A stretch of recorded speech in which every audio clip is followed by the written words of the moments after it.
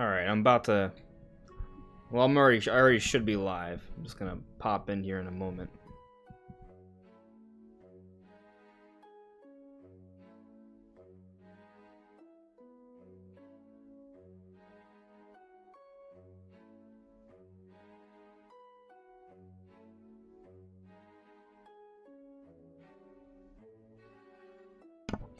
Okay. Hello there. How are you guys doing this evening? Slipknot Metal? Yes, we desperately need Metroid Prime 4 news. I am in total 100% agreement. Hello there, Jaden Drysdale. Yep, we're all in agreement here. Paul Dunn, hello. Devin Lyons, yo, Zelda's the best. There's a lot of agreement going on right now in the beginnings of this chat. Yep, right there with you. I am right there with you. I totally agree. Zelda is the best. 100%. So, just give me a moment here and give you guys a chance to roll in. To see what's going on. Okay, cool. So, yeah, I mean, this week's live stream, there was, like, some news that happened throughout the week. Well, actually, there's a number of things that have come up. But they came up before I decided to, I guess, focus on this. So, Mike Odyssey put out a video not too long ago. Apparently another patent was found. And from what he's seeing, it doesn't look like it's necessarily for Switch, but for something else that looks like a Switch OLED, but the internals look a little different. So, more fuel to the fire, more smoke we're seeing for a new Switch system being not so far off. But I think we're all in agreement it's not so far off. It really just comes down to, when is it coming? Is it coming this year? Is it coming next year? At one point, what's launching with it? What are the features? That's where I think a lot of the the questions are right now. I mean, you know, let's put a poll. I'm curious what you guys think. I'm assuming most people believe that a new system is coming out within the next 2 years, but maybe not. So let's put a poll here and kind of get a good understanding of where people stand on this. Will the next Switch, I'm going to put in parentheses next gen, come out within the next 2 years?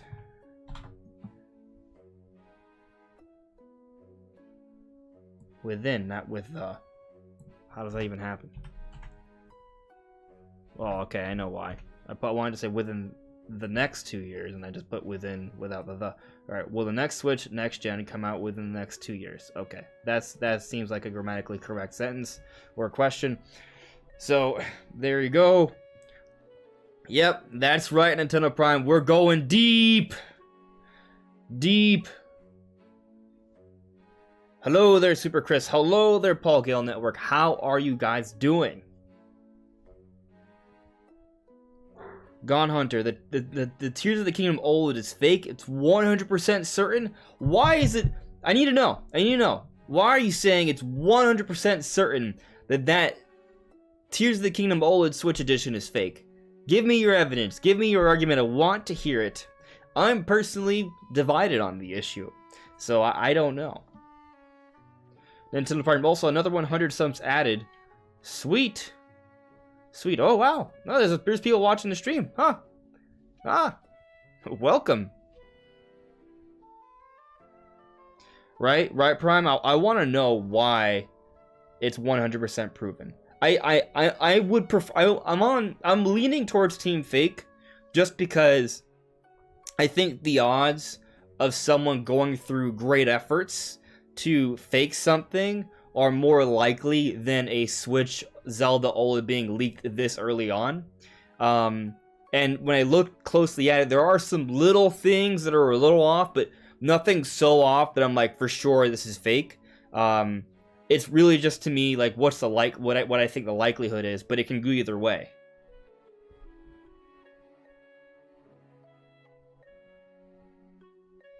Paco Salvador. People say it's 100% fake because they don't like it. I like the dock. I want the dock to be real. So, let's see here. Gone Hunter, you're saying it's a European box despite the leak supposedly coming from Asia. Interesting. But where would that box be packaged? So I see what you're saying. There you go. Nintendo Prime just said it. All the OLEDs are made in box in China. Yeah. I mean, it's definitely safe to, you know, practice caution, take it with a grain of salt regardless until it's officially confirmed. To your point, having hope, for sure. Boss Tron Pie. Metroid Prime 4 is a holiday game. You can feel it? Man. I'm speechless. If that happens, I'm not going to complain. Like, no siree. I'm on Team 2024 for Prime 4. In part because I want to get a Prime remake, and maybe 2 and 3 also available on Switch before Prime 4 comes out, hopefully by holiday 2024.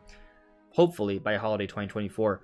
But, you know, anything good Metroid coming out this year, I'll take it. I'll take it. And if it's Prime 4 sooner than later, that's not a bad thing.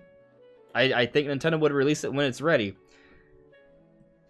Okay. Let's see here. I missed some things in the chat. Let's see here. Wizard Ninja. I was just listening to the Metroid Prime OST and I just can't believe I still can't play this masterpiece on my Switch. Yeah, I mean, we need it on Switch, like, for sure. And I'm excited. So, alright. In case you can't tell by the title. Tonight, what I want to do, we're not going to focus on any particular news. If something crazy comes up, we can touch on. There's no real rules, especially during the Q&As on Thursday nights. But what I wanted the focus to be is to just kind of really dive into speculation around both Tears of the Kingdom and Metroid Prime 4. And yeah, this could center around release dates as we usually discuss. But I have some ideas for gameplay stuff for both Tears of the Kingdom and Metroid Prime 4 that I really kind of want to dive into. And I've touched on some of the ideas I've had, but I want to kind of explore it a little bit more.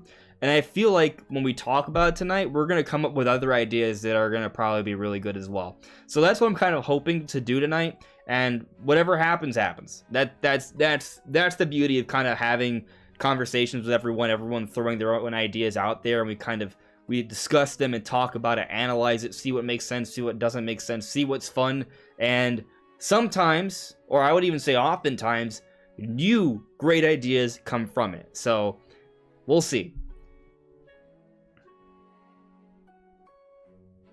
Jay and Drysdale, you've never played a Metroid Prime game, but you're excited for Prime 4. And that's totally fair. I mean, I feel like there's been a lot of hype and discussion about Prime 4, but what I'm curious about, like, what is it about the Prime 4 situation that has you hyped for it? Like, what has you excited for this game? I'm curious what you think. Robert Joseph, Tears of the Kingdom needs to hurry up and release more information. Gotta figure out what Ganny Boy has been up to. Oh yeah, Ganny Boy. Hold on.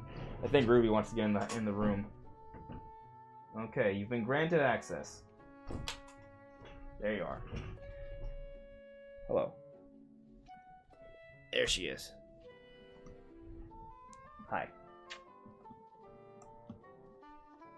Okay. Don't get tangled in this cord. Alright. Let me move the chat up so I can see it at a slightly different angle. Alright, cool.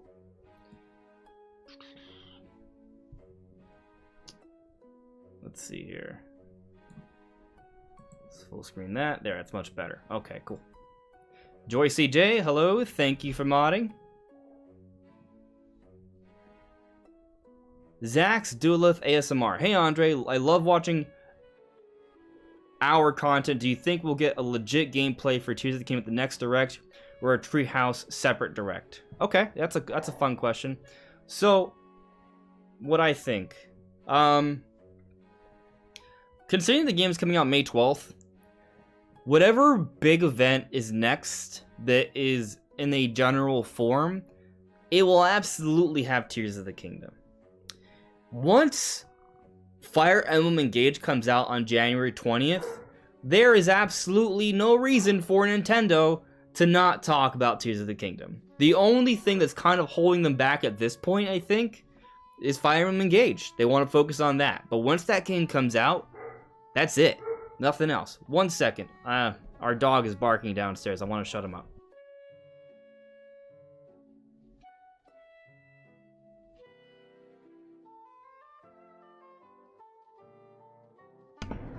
I literally just shouted downstairs for him to shut up. Hopefully he listens. Alright. But, yeah, so I think that it has to be the Tears of the Kingdom. There's no way Nintendo has like a general direct in February and not talk about Tears of the Kingdom. Like, they're 100% going to talk about Tears of the Kingdom. That is happening. But I guess the question is, will there be a direct in February? Historically speaking, probably so.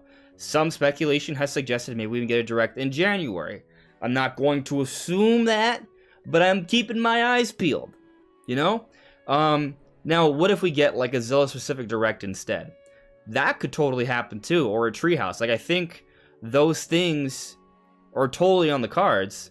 I just don't, like, I feel like we could get both.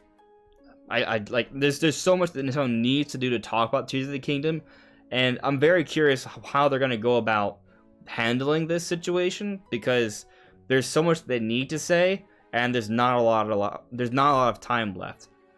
I'm going to assume they already have a plan, and the plan's been in place for a while already, and it's going to be exciting, whatever that is. I don't think they can just get away with just having like a 3-minute trailer in a direct this February. I think it has to be more than that. So I'm expecting either a Treehouse or a Zelda Direct after a general direct. When that comes, March or April, either or will be fine. And I do think in the coming months, we're going to be getting little tidbits on social media. The same way, just take a look at Nintendo's Twitter. See how they're like tweeting about Fire Emblem almost every day. They're going to start doing that for Tears of the Kingdom soon. And we're going to be learning more and more about Tears of the Kingdom almost every day, pretty much. Once they move on from hyping up Fire Emblem, they'll start moving on to Tears of the Kingdom. That's what I pretty much sort of expect there. Alright. Thank you for the nice words to my kitty.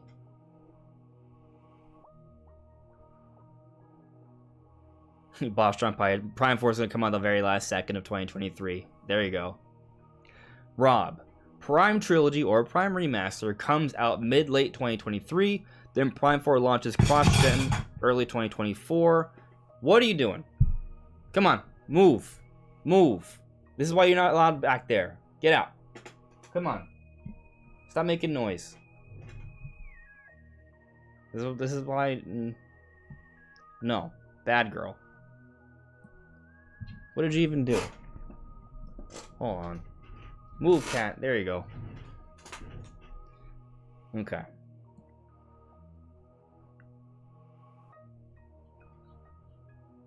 Super Chris. Strangely enough, Animal Crossing New Leaf is what got you into the Animal Crossing series. Wasn't New Leaf the 3DS version?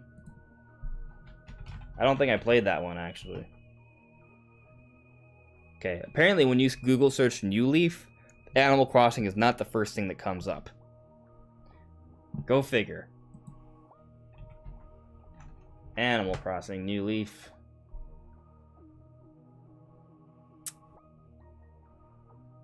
Was for the 3DS. Okay, cool. Yeah, so my first Animal Crossing game was actually for the Nintendo DS. That's where I got into Animal Crossing. I wouldn't say I'm the biggest Animal Crossing fan. But yeah, I buy them occasionally. I got the one for Switch. I put in like 30-ish hours. I had a good time with it, but eventually I just didn't stick with it, because for me, I don't know, it just feels too much like real life for me. So I don't want to continue doing chores, so I stop. That's me. Gone Hunter. Also, someone pointed out that the box isn't entirely covered with the Zelda art. It's red despite the fact that all the other special OLED editions did. I'm not... The top of the box is red. Okay, I see. Alright. Yeah. Well, I'm sure we're going to find out soon. Having Hope 5. I really am considering trying out Prime 4 whenever Nintendo decides to give us a teaser. Alright. So, I'm going to come back to the chat. There's an idea. Alright, I'm gonna present the idea now. Or maybe should I catch up with the chat first? Alright, I'll catch up with the chat. I'm gonna catch up with the chat first because I feel like if I go over this idea, it could be like a long tangent, and I'll never catch up with the chat. So I'm gonna focus on just kind of focusing on what you guys have to say in the chat. It is a Q&A after all, so. Alright. Jay in Drysdale. I don't understand why couldn't they have delayed Fire Emblem until after Tears of the Kingdom so they could focus on Zelda more like at the Game Awards.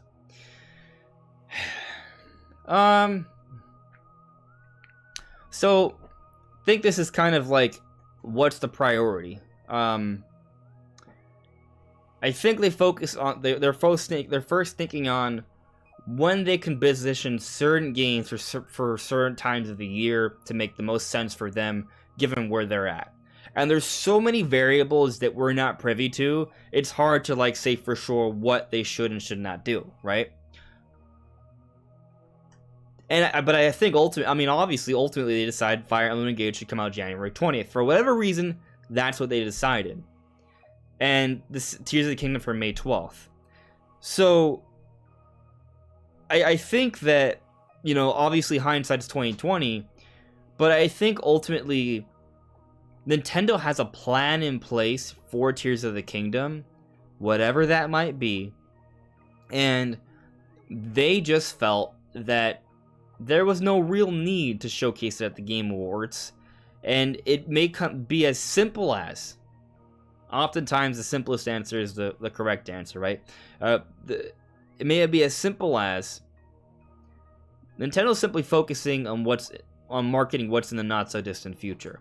And Fire Emblem Engage coming in January is more recent than it's coming close. It's obviously coming out sooner than Tears of the Kingdom, which is coming this May. And it may be as simple as that. My brain wants to jump in other directions, like, oh, well, it's because they're saving up Tears of the Kingdom with this massive showcase to launch alongside newer, more powerful hardware, and that's why they don't really want to divulge details. Like, yes, there's that part of me that wants to believe that, but I don't know. There's not really like enough evidence for me to totally buy into that. I mean, I've talked about it already in the channel. I've made videos on the idea and the concept, and I'm not totally ruling it out yet. For the record, not totally ruling it out yet. I think what happened though, well, there's two things.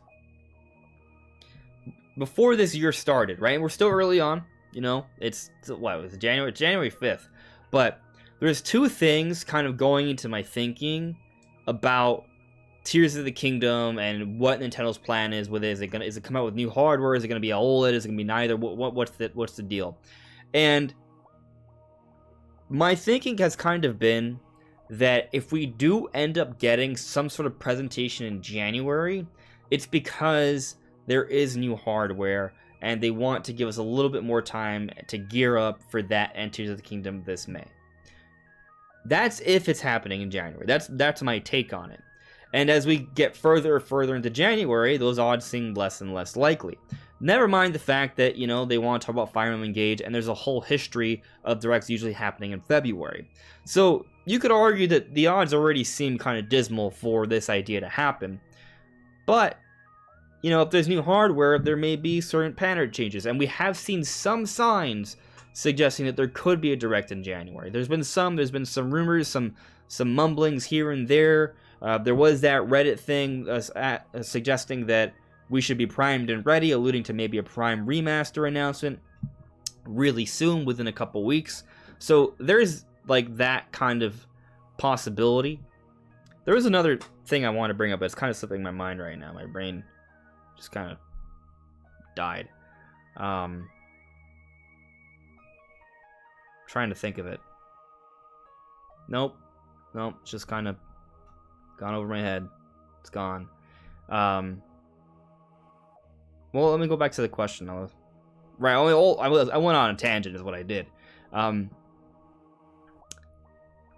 Anyway, okay, so, alright, I got it now.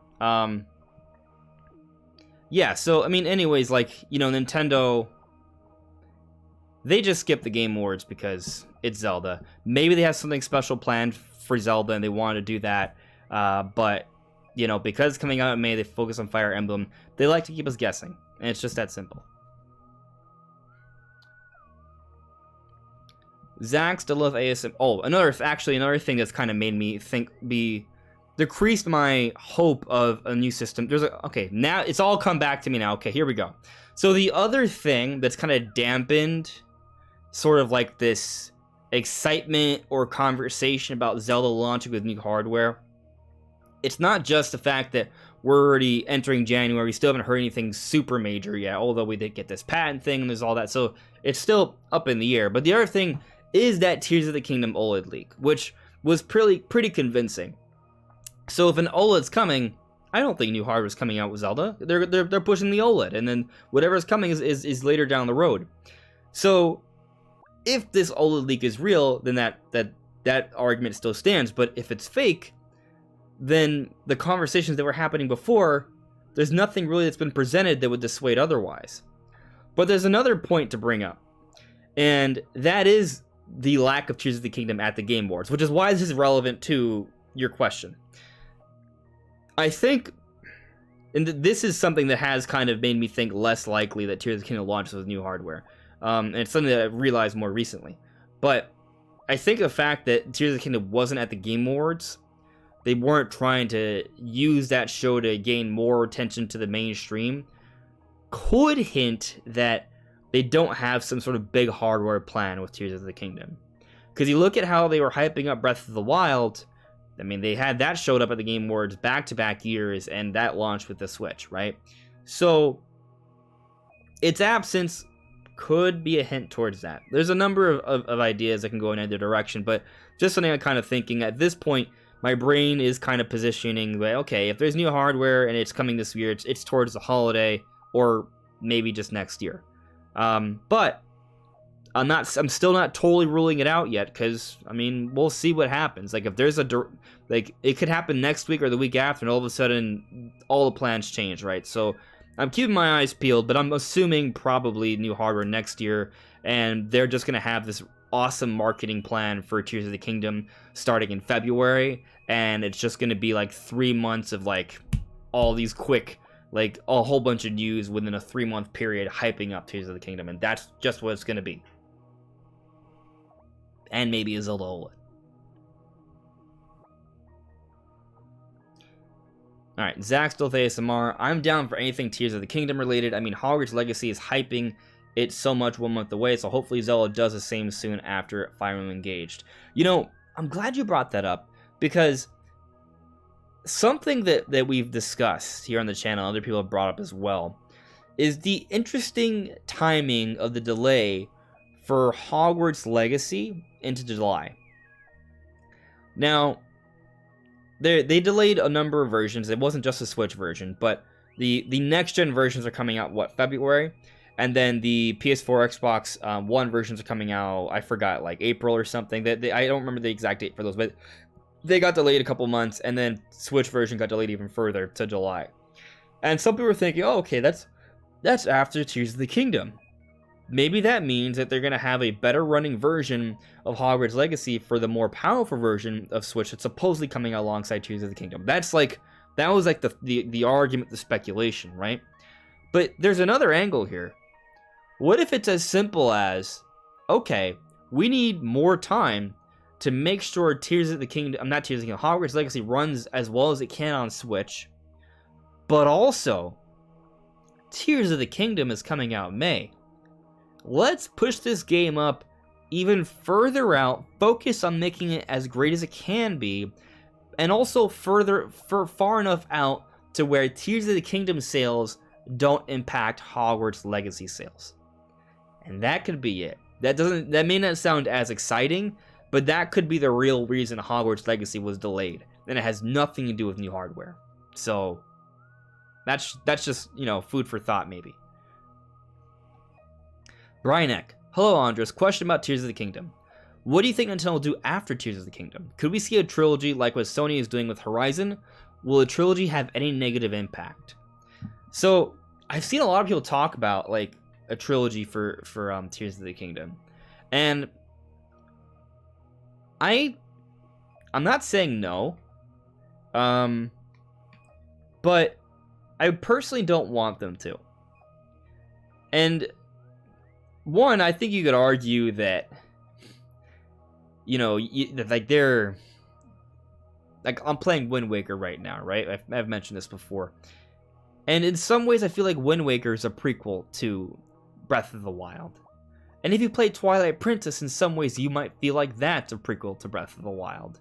And then there's the whole Age of Calamity thing that's a story prequel to Breath of the Wild. Like, so, you could already make the argument that a trilogy exists. You know, Skyward Sword also, like, there's a number of previous Zelda games that seem to have connections to Breath of the Wild and Tears of the Kingdom. But obviously, the idea would be that there will be a third game utilizing the same engine, same graphical style, and building off the immediate story of Breath of the Wild and Tears of the Kingdom. And I'm sure it would probably sell well, but I think that Nintendo's gonna move on.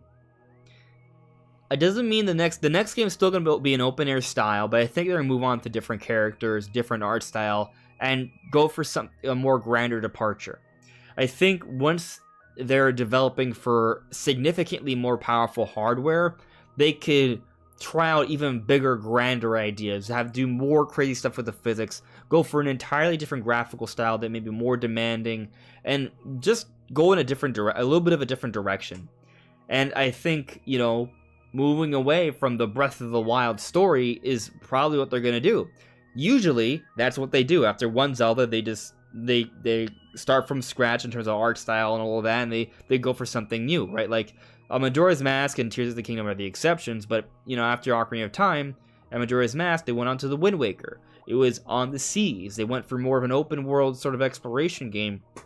And then after that, they, in terms of like, an aesthetic and a theming, they went in a darker direction with Twilight Princess, and it went back to more of a horse land exploration, and they really went in on the dungeons. And then in Skyward Sword, they made it even more linear, so they were moving away from the open style of Wind Waker, more linear as Skyward Sword, and but they went with a new art style that was like watercolor, and they went for motion controls. And then, you know, with Breath of the Wild, it's a total departure from Skyward Sword. Like, they're going in different directions with these Zeldas, something new and fresh about each game. And Tears of the Kingdom, something that kind of is, well, something that I fear is going to hold it back is that it's going to suffer from sequelitis. And that would basically be, it's going to feel too much like Breath of the Wild. It's going to feel too much like a DLC, just an expansion of Breath of the Wild. And it's not going to really do enough to really set itself apart and feel like its own proper dedicated game. So, to your question about it being a trilogy, right? Then whatever effects Tears of the Kingdom may suffer of sequelitis, then the next game will suffer even more so because of it, I feel. But of course, you know, they could maybe the entire game takes place in an entirely different land. Like, it's not Hyrule at all, right? Or maybe it's like northern or eastern Hyrule that are way out of the border, so it's an entirely new landmass we haven't played at all before. Like, maybe that's what they do, and it just has an entirely new story that is built off of the ending of Tears of the Kingdom, like, but it still utilizes the same Link and Zelda from Breath of the Wild and Tears of the Kingdom, and uses the same art style. Like, I guess they could do that, but I want them to go in a different direction personally, and that's what I think. And not to mention the story. What I anticipate the story will be for Tears of the Kingdom, it's gonna be about finishing Ganondorf. So this is kind of going beyond just like, you know, release dates and stuff, but just and what's to come, but like the game itself. Tears of the Kingdom. You look at the trailers we've seen. The first trailer, there's a heartbeat, and there's these wall paintings of Ganondorf with a trident going to war, looking to subjugate a people, it seems. And then there's a theories of it being in, if you reverse the music, it says help us, and it seems like there's a people that are suffering. And there's this corpse that is garbed in Gerudo, has something from his chest, like from Twilight Princess, has the jewel, has the red hair. That's Ganondorf, and he's coming back to life. And then something happens to Link, Zelda is lost. We see that all those ideas sort of supported more so with the second trailer. We see confirmation that the castle truly is rising up into the air, very similar to how it rises up in the air in Ocarina of Time. And it looks like this malice that's been brooding under Hyrule this time is stronger than ever. It's the true source, so this is perhaps the strongest version of Ganondorf. And it looks like, you know, this idea that he was trying to conquer a people, it's called Tears of the Kingdom, there's a sadness of a people. It seems to all kind of connect. But we see the Master Sword is destroyed. And we're seeing perhaps hints that maybe there's going to be an effort towards trying to complete the Triforce, right? Because you have this green of maybe the Zonai and Link, the red and Ganondorf, the blue, the Sheikah and Zelda. And maybe they're trying to each have their own quest. There is like this triangle story as there have been in previous Zeldas between the three different characters, Ganondorf, Zelda, and Link. And then with the sword, there's going to have to be some sort of restoration effort to make the sword proper and stop Ganondorf. But something needs to be noted here. The story of this Ganondorf is a story of a Ganondorf that's basically really angry because he's been alive for many, many generations, fighting different Links and Zeldas of the past, and he gave up on the physical form and then became Calamity Ganon. But Tears of the Kingdom, we're seeing the source of that, which is the corpse of Ganondorf coming back to life. So I feel like a story beat is going to be to finally put it to an end. Like, if they just kind of reseal him again, the same way they did it in all the other Zelda games, then it's the same thing that they've always done. The thing that's pissed him, that's led to his anger, they'd just be doing it again. So my belief is the story of Tears of the Kingdom is going to end with them eliminating Ganondorf for good. So in some ways, I can see Tears of the Kingdom being the end of, like, the timeline for Zelda. Now, that isn't to say that something can't happen in the future. That isn't to say that maybe the Spear of Demise doesn't somehow can come back in some way, but it will be the end of Ganondorf in the timeline. And so you understand what I mean by that, because I think people get confused. Ganondorf has almost never been reincarnated. There's one reincarnation from the Four Swords games.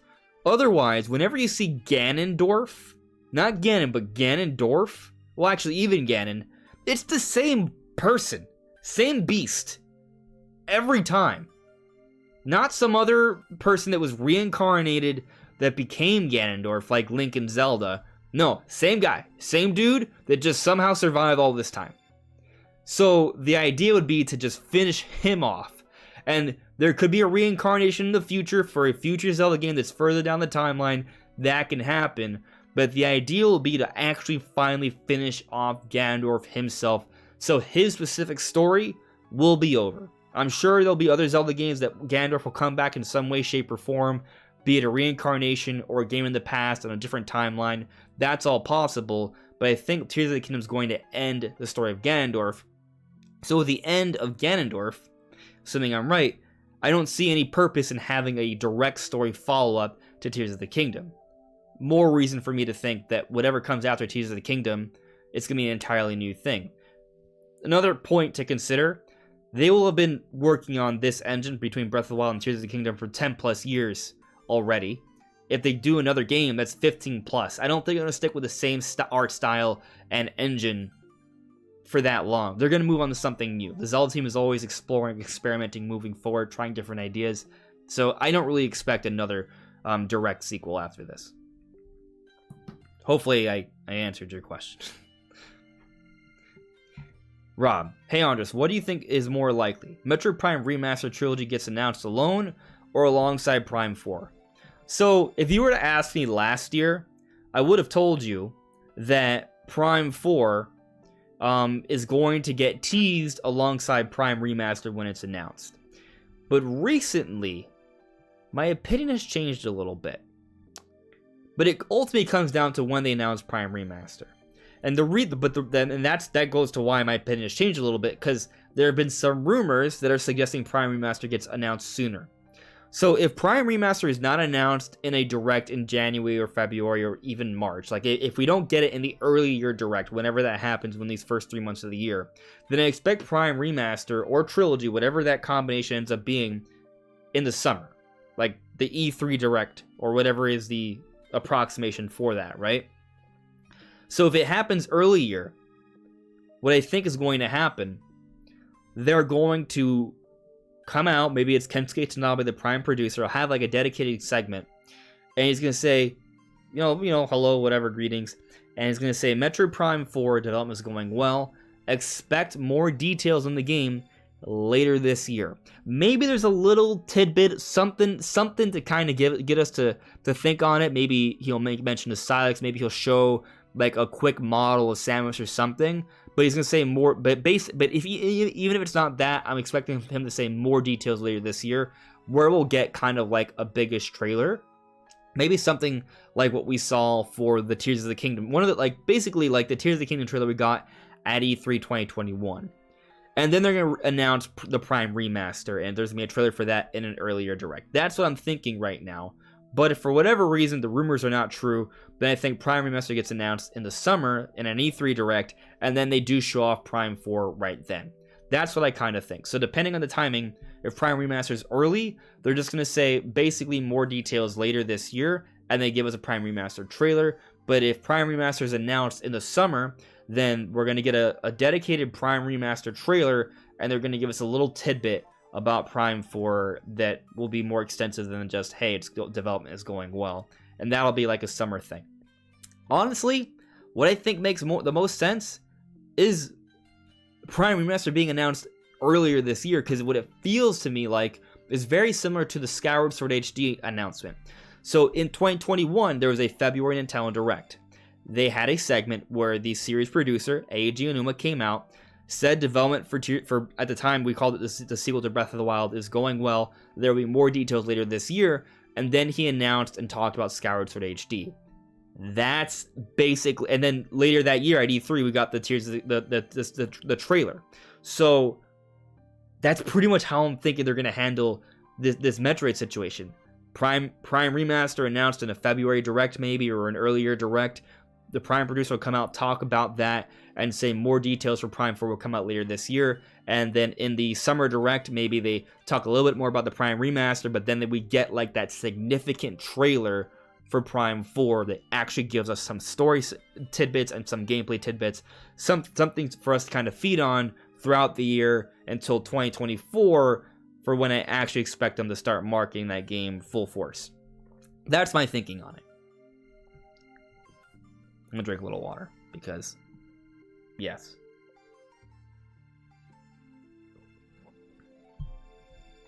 Okay.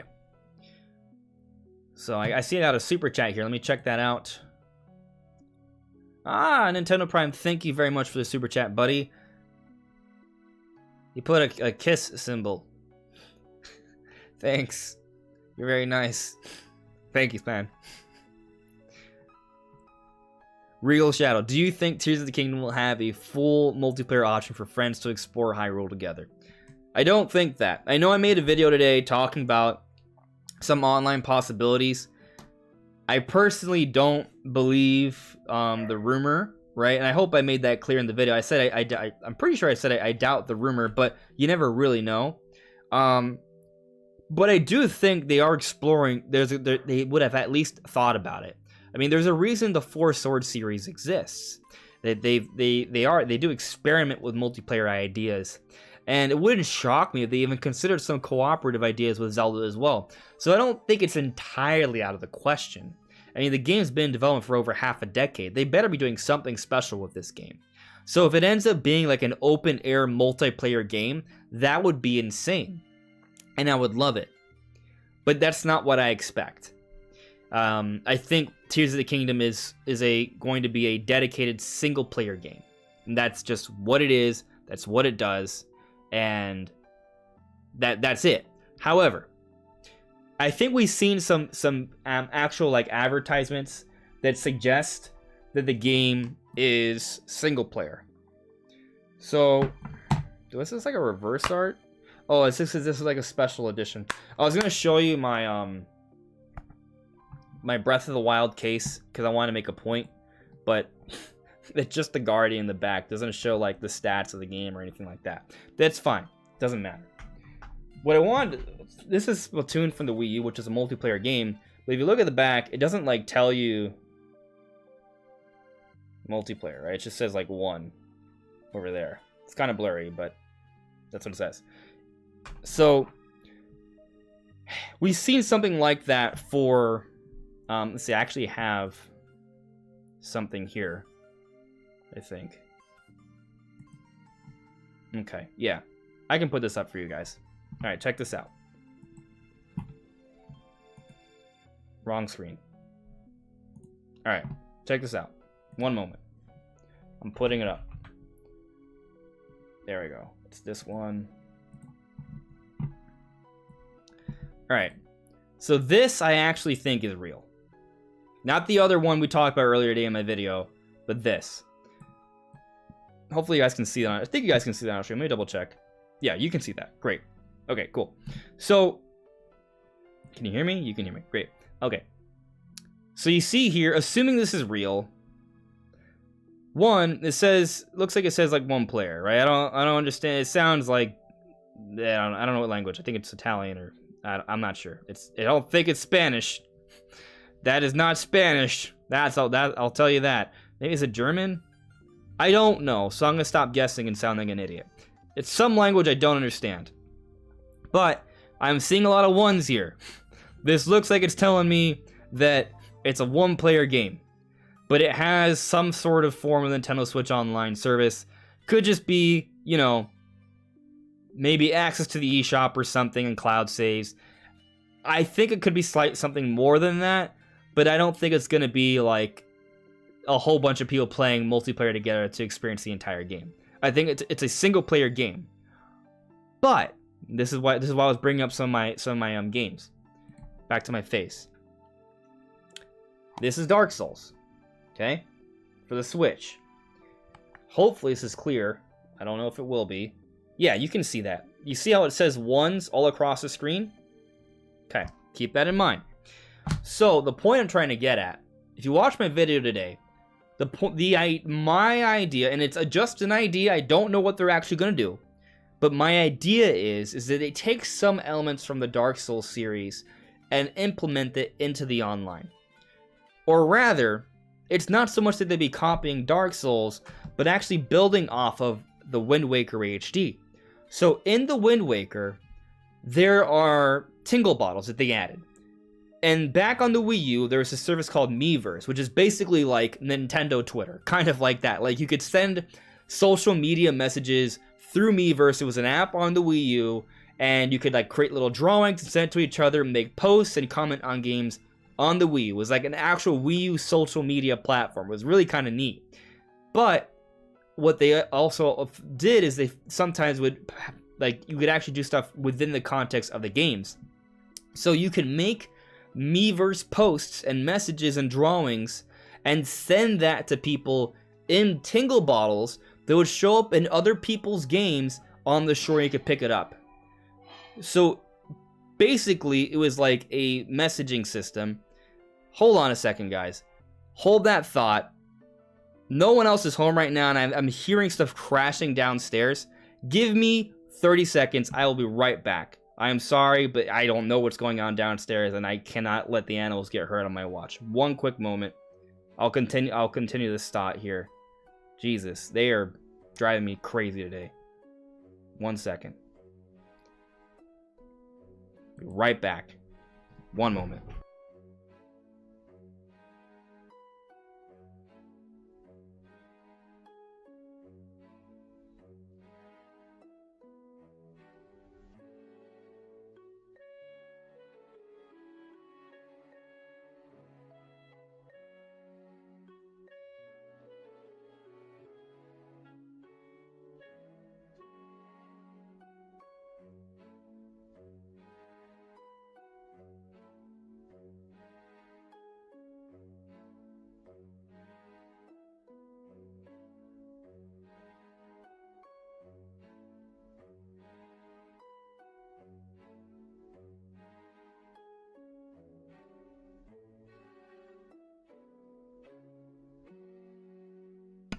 Okay, I'm back. Everything's fine. They just somehow kicked a metal bowl across the house and it's sounding way worse than it actually was.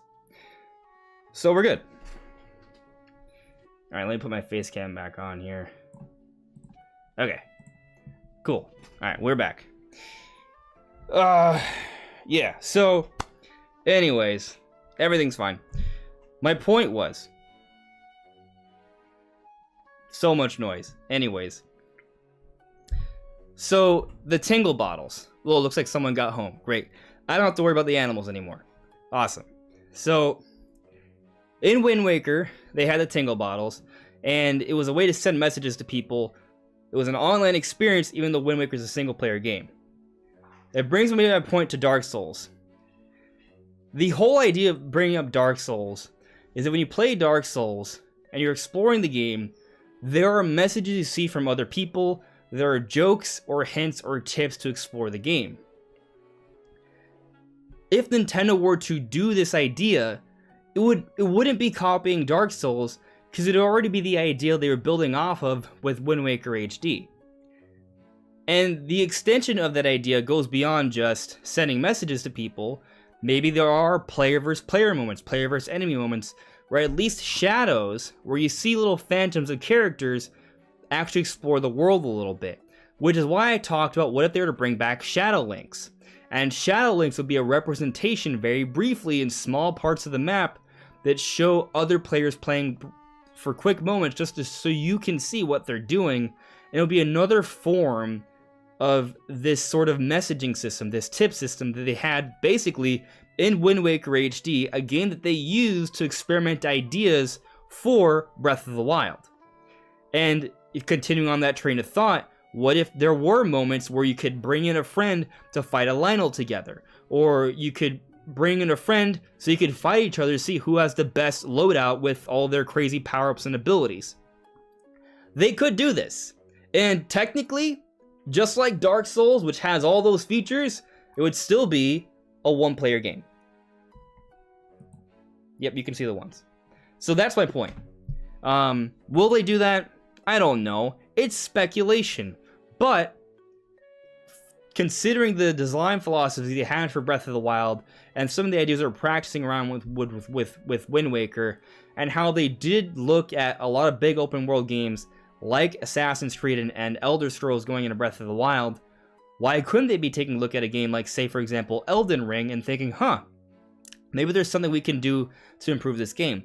What if they saw Elden Ring and that's why they delayed Tears of the Kingdom to 2023 when it was initially going to come out in 2022? What if they delayed it like 6 months because they're like, hey, we could add this really cool online feature, kind of like how they're doing this open world Soulsborne game in Elden Ring, and people would love it. I'm not saying they delayed the game because of Elden Ring. I'm just saying that it's an idea that it wouldn't shock me if it's something they've actually at least discussed. Doesn't mean they'll actually do, but I'd be willing to gamble that they've considered a number of different ideas, and I feel like that one has to have been on the table. Something like it, at least. Hey, Nintendo Prime, a member for 10 months. Thank you, buddy. Nintendo Prime says, I swear you have the best rants. Hashtag, we're not worthy. That's very nice of you. I appreciate that you feel that way.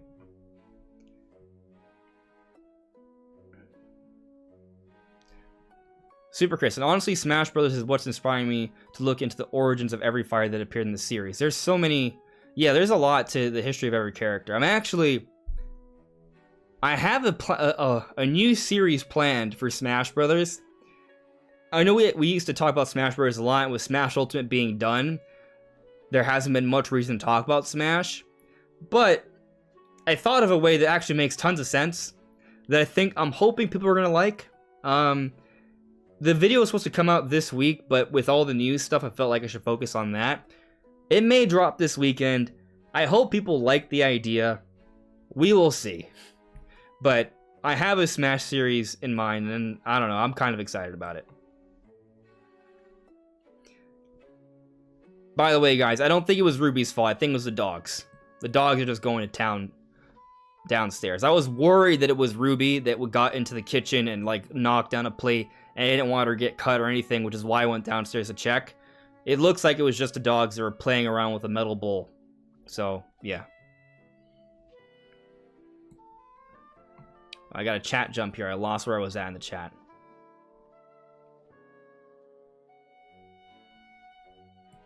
Josh Coman. Ayo, your remaster video really popped off. Seems like YouTube's been really hitting recently.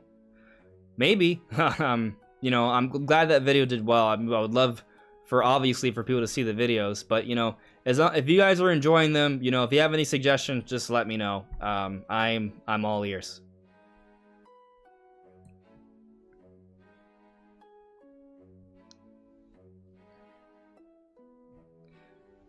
Ryan Flippo. The background music has me almost to the point of modding an accessible Wii and booting up a Metroid Prime COS file. Okay.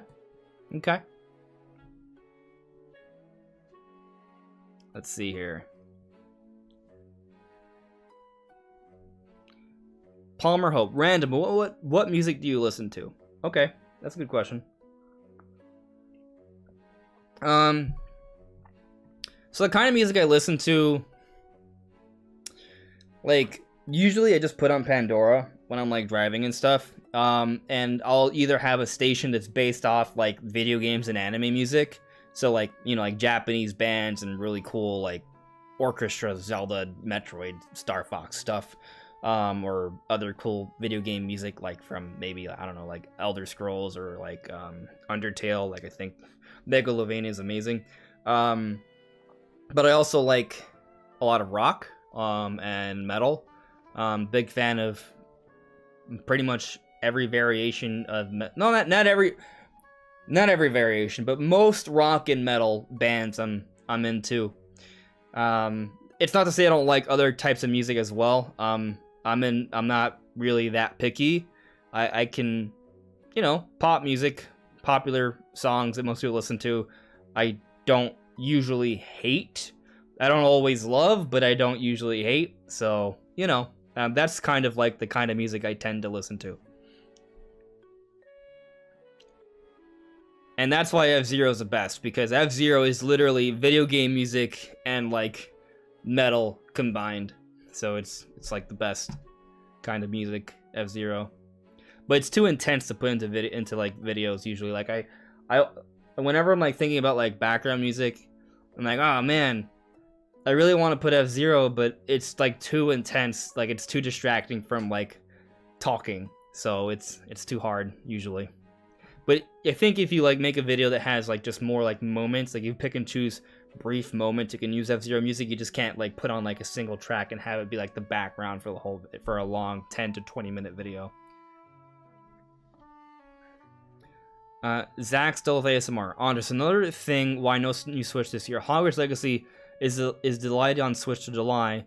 Like, would they need to delay the game that far from current gen if there's still a Switch? I'm trying to understand the point. What I want to say is Hogwarts Legacy is delayed on the Switch to July. Would they need to delay the game that far from current gen if there's still a Switch? So, something that I think some people are worried about is that when Nintendo announces a new system, that system will spell the end for new games on Switch and support on Switch.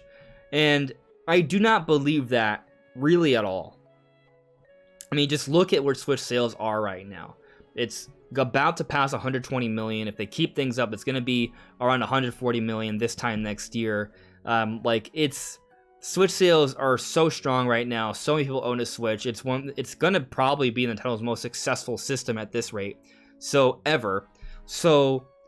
I mean, if you take a software sales into account, it may already be the most successful system ever for Nintendo. But anyways, like, this system they're going to support for years from today. Like, even if Nintendo announces a next generation system tomorrow and it comes out at the end of the month, that's not going to happen, but hypothetically if it does, they're still going to support the Switch for at least another 2 to 3 years. Think of it like how they handled the 3DS. There were still new Nintendo games being published by Nintendo coming out in the first half of 2019. The Switch came out March 2017. Like, so there are still published Nintendo games coming out from the Nintendo 3DS.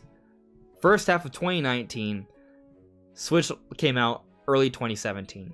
So basically, Nintendo is still supporting the 3DS 2 years into the Switch's life cycle. And I don't expect that to be any different for Switch. If anything, they're going to support it for even longer. So that's why I say 2 to 3 years. 2 to 3 years after the launch of their next system. And it could even be longer than that. Look at how Sony and Microsoft are treating both their systems. Like, there's still so much support going into their previous generation systems. New games are still coming out for those prospective systems. They're having a lot of cross-platform releases, cross-gen releases. In part, it's because of the semiconductor shortage. They have not been able to meet demand, so they can't get as much sales out for their hardware. But another part is because they want to take advantage of their existing install bases. So you look at the Switch and how amazing of an install base that is and how healthy software sales are for that. I think Nintendo's going to be really careful about when and how they announce and market this next system. Which is why I've even gone on to say that, like, this system may be treated as more like a Game Boy Color to Game Boy, as opposed to like a Game Boy Advance to Game Boy Color. Because I think the idea would be that they want to make sure people are still buying games and buying hardware. They don't want to find themselves in a Wii U situation where they had so much success with the Wii and the Wii U was a total failure. I think what they want to do is they're going to do whatever they can to keep the momentum going. They want to sell about 20 million plus hardware every year. They want to sell the same amount of software, if not more so, every year. So I think the idea is, well, they're gonna do that. They're gonna do whatever they can to do that. And that's why I feel like, you know, you look at this Mario movie, I think there's a pretty good chance that this Mario movie is going to lead to really strong sales for the next big Mario game.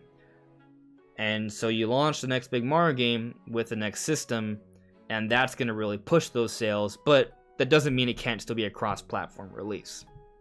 So, yeah, I don't think delaying Hogwarts Legacy into July means there is or isn't a new system, because regardless of what they're going to do, I think the games that are coming out for Switch will be available for both the next system and vice versa. So I don't think it suggests either way, just from that perspective, at least.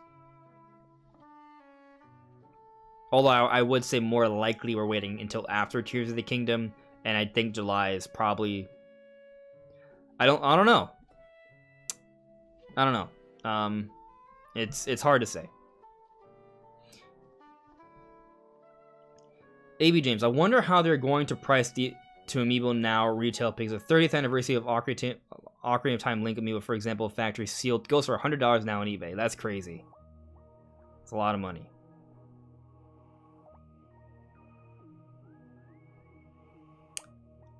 Boss Trump Pie. Mario Odyssey 2 will be a major release alongside a new console, just like I believe Odyssey 1 was meant to be. Breath of the Wild was a Wii U game. Seems like Mario typically is a game starting with a sequel. Maybe. Quinn McDonald. Tears of the Kingdom coming soon. Fire Emblem Engage coming even sooner. I'm a happy camper. Yeah, I think we're sleeping on Fire Emblem Engage. I may have a Fire Emblem video coming out soon. I hope it does well. I don't normally talk about Fire Emblem, so like I'm worried if I talk about Fire Emblem, the video will totally bomb, to be totally frank. But I mean, I did that graphics comparison for Fire Emblem. That did well, so we'll see. But I have some thoughts on it, and I am excited because it feels like Fire Emblem Engage is at least an improvement over Fire Emblem Three Houses overall, and yeah, I think the game's gonna be really fun.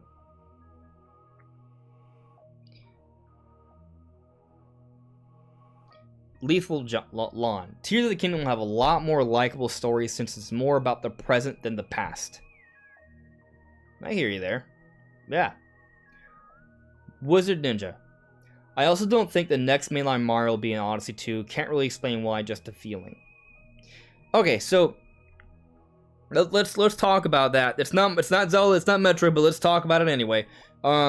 So, Odyssey 2.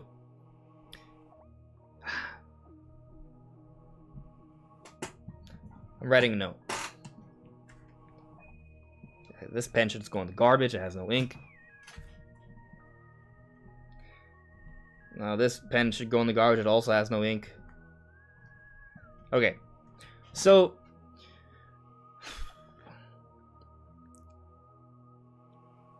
there's a new Mario game that's in development. Like that, I think we know that there is. It's not a secret. It just really just comes down to when Nintendo's going to announce and release it. Now, there is the question of how will it be branded, positioned, titled, the direction of it. Is it going to be a direct follow-up to Mario Odyssey? Or is it simply going to be another 3D Mario that probably takes a lot of gameplay elements from Mario Odyssey regardless? This is what I feel confident in saying. The next 3D Mario, I believe, will take a look at Odyssey and improve upon it. And I think they're not going back to the linear style of 3D Land, 3D World Galaxy. I think they're going to stick to the open style because Mario Odyssey is by far the best-selling 3D Mario ever. And there's more evidence to suggest that when we take a look at what they did with 3D World. 3D World was something they brought over for the Mario 35th anniversary. It was a greatly remastered, enhanced Wii U port. They improved a lot of things, but they also added a side campaign for Bowser's Fury. And Bowser's Fury has entirely different gameplay from the linear style 3D Mario. It's open world gameplay. They added an open world gameplay campaign to a linear 3D Mario. To me, that says they're all about adding open style Mario. Like that's what they think sells right now. And it also suggests that they're exploring ideas for that. So to me, I think all signs are pointing towards them moving in that direction. So regardless of whether we call it a Mario Odyssey 2 or a Mario Universe, whatever, like whatever it's called, from a gameplay perspective, it's going to be the next. It's going to be a sequel to Mario Odyssey. Like, it's going to be an evolution of that gameplay. They're going to move in that open style gameplay. Now, could they perhaps go in an even bigger direction? What if it's like totally open as opposed to like open areas? I don't know. But I think the style of open epic Mario Odyssey, like that's the direction we're going in. You guys know that poster? You guys know what I'm talking about. We've talked about before. We made videos on it. I'm gonna see if I could just show it to you guys anyway though, because it looks awesome. Yeah, let's just put this on stream because it looks cool. Doing it. Okay. Sure. Let's just put it here. This trailer, this poster is just insane, right? Like, this poster, what they did with this, like, it's a very cool poster, you know? And when I first saw this poster, I was like, man, they need to make a game that looks like this poster, you know what I mean? And so that's just another, I think, point in the idea. They want to go bigger, more ambitious with Mario. Mario Odyssey shows that being ambitious with Mario, going for that wow factor, is the direction they need to go. So, anyways, point is, regardless of what they call it, I'm expecting that the next 3D Mario is gonna be an evolution of Mario Odyssey gameplay.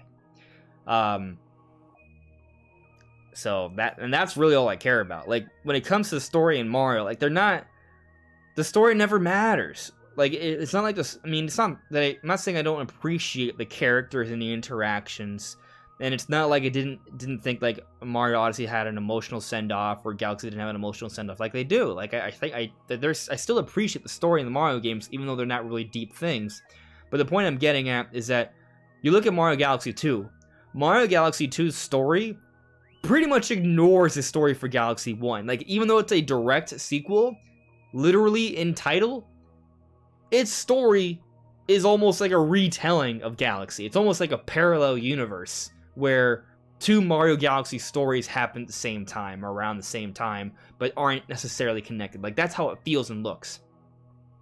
So I like that, and that's kind of where I sort of stand with this. Like, I don't expect the Mario Odyssey 2, because, I mean, even if it is Mario Odyssey 2, there's no history of 3D Mario's actually having a story that carries over.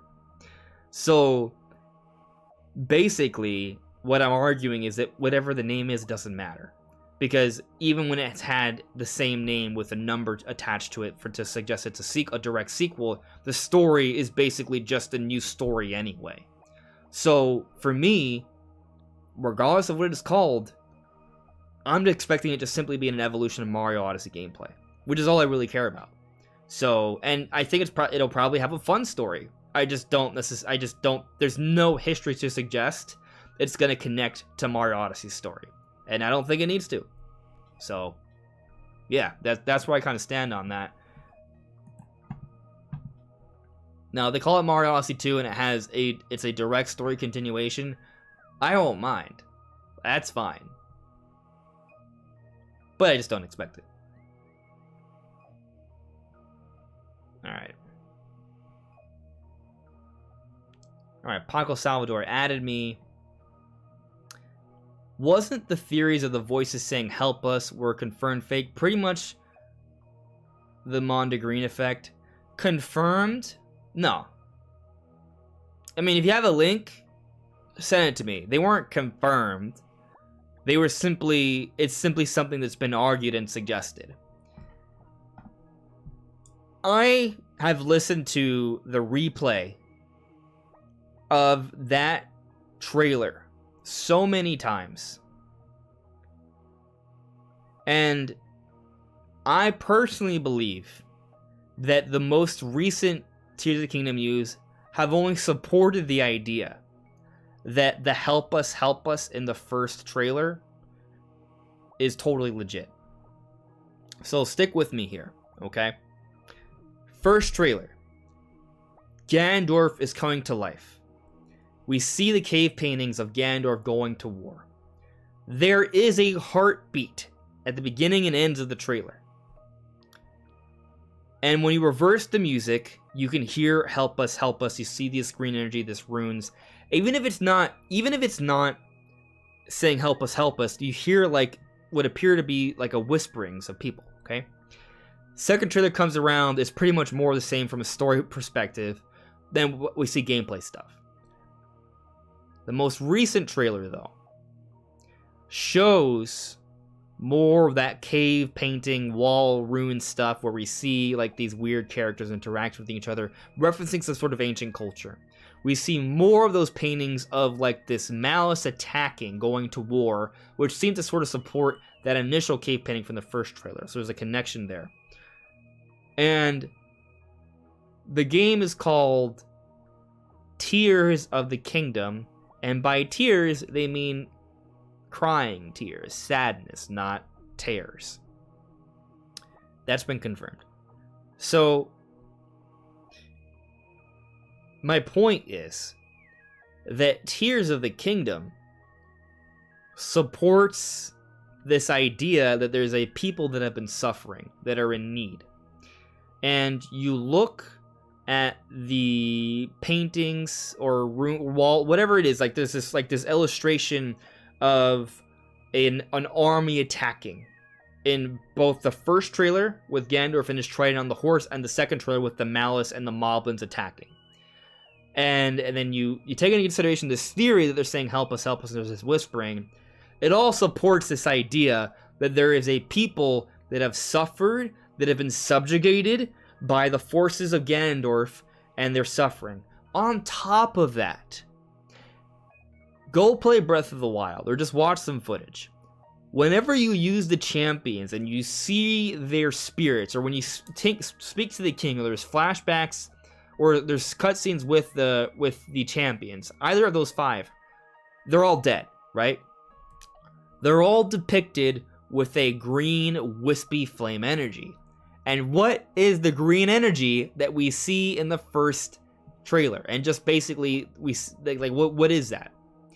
It's shown when we hear these whisperings, where there's that theory of reverse voices saying, "Help us, help us." A dead people, a suffering people, a subjugated people, sad tears, a kingdom. So even if the help us isn't legit, I totally think that is like, the idea of it is supported with everything else we've seen. Like, that's the direction we're going in. There is a kingdom that has a sadness, that has a loss, and their spirits are locked or in need of help. Like, that seems to be what's suggested by the trailers. And the help us could go either way. But every time I've seen it, I've been pretty convinced. I understand what you mean by that effect, but I don't know. Sometimes I see something, and I know that sometimes people can get confused. There's confirmation bias. There's all of that. But to me, it seems pretty evident. So, that's what I think. My Goddessy. I don't even know what you're alluding to, but I see the first words. So I'm just going to read it. I completely disagree with everything you say. Even the intro. Who knows if your name was really Andres? That's what you say, but none knows. Show me your birth certificate. I know I have my birth certificate somewhere. But yeah. So, I see I got a super chat here from Boshtron Pie a few minutes ago. Thank you very much for the super chat, Boshtron Pie. Boshtron Pie says, hear me out. Nintendo Switch 2 launches alongside Mario Kart 9. It only makes sense. Biggest game on the current Switch. It would mean 2024 though. So, if this happens, totally okay with it.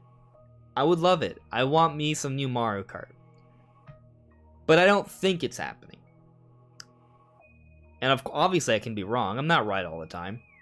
No one is. So, stick to your guns if you believe it. But I think Mario Kart 9 is further out.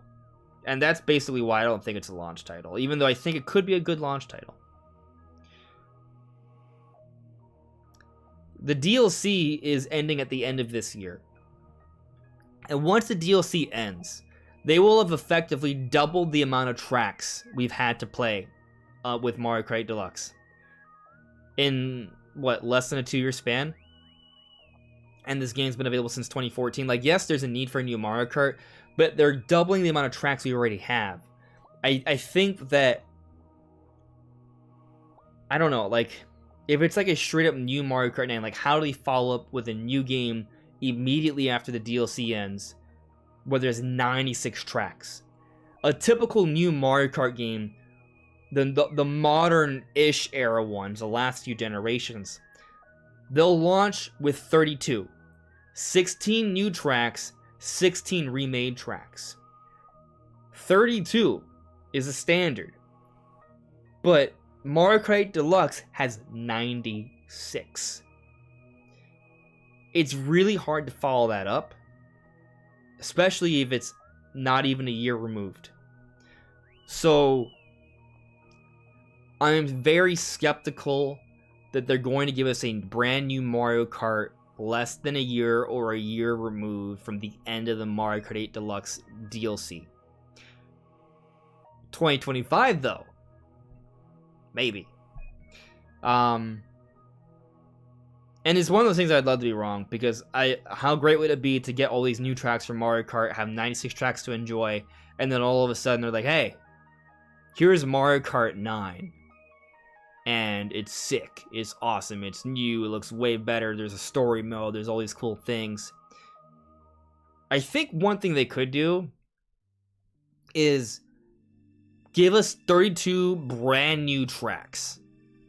Totally new tracks. Maybe they don't even remake any tracks, because we just got, 48 remake tracks, or 40-ish, something like that, because some of them are new already. It's 32 all brand new tracks But then they're like, hey, you know those 96 tracks in Mario Kart Deluxe plus the Booster Course Pass? They're already in here. You can play them as well. They're all inside the same game. That's one way I can see them like coming out like 1 year afterwards. But all that new content in a short amount of time, I feel like they might as well spread it out. So I'm still on team Mario Kart 9 or Mario Kart 10, whatever it's called, is a little bit ways off. So, yeah. Let's check on the poll here. I'm curious. All right, so we got 140 votes in. And I asked, and this was an hour ago, and I asked, will the next Switch Next Gen come out within the next 2 years? 89% of you said yes. Okay, no, hold on. 90% of you said yes. 10% said no. More votes are going in as I'm saying this. That's totally cool. All right, I'm gonna end the poll. Okay, so last I checked, 144 people voted. 90% said yes, we get a new system within the next 2 years. 10% said no. I ended the poll because I want to do a new poll. I did this the other day on the community tab. I'm just kind of curious how people feel now during the live stream. But will the next Mario Kart be called Mario Kart 9 or 10?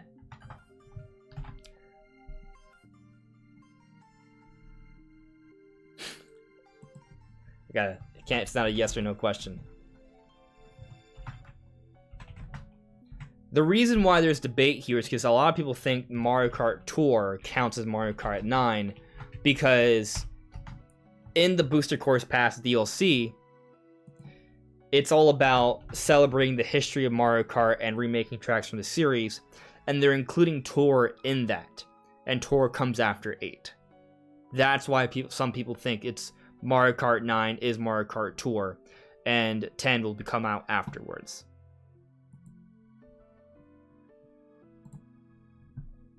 So I'm just curious what you guys here in the live stream think on that. No, I did not mean to end the poll. I ended the poll with 2 votes. No, we're redoing it. I wasn't supposed to end it that quickly. One moment. That was a mistake. No. That was a mistake. I am sorry.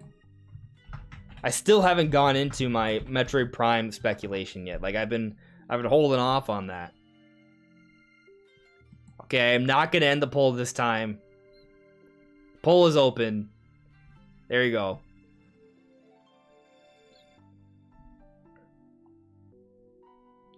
Okay.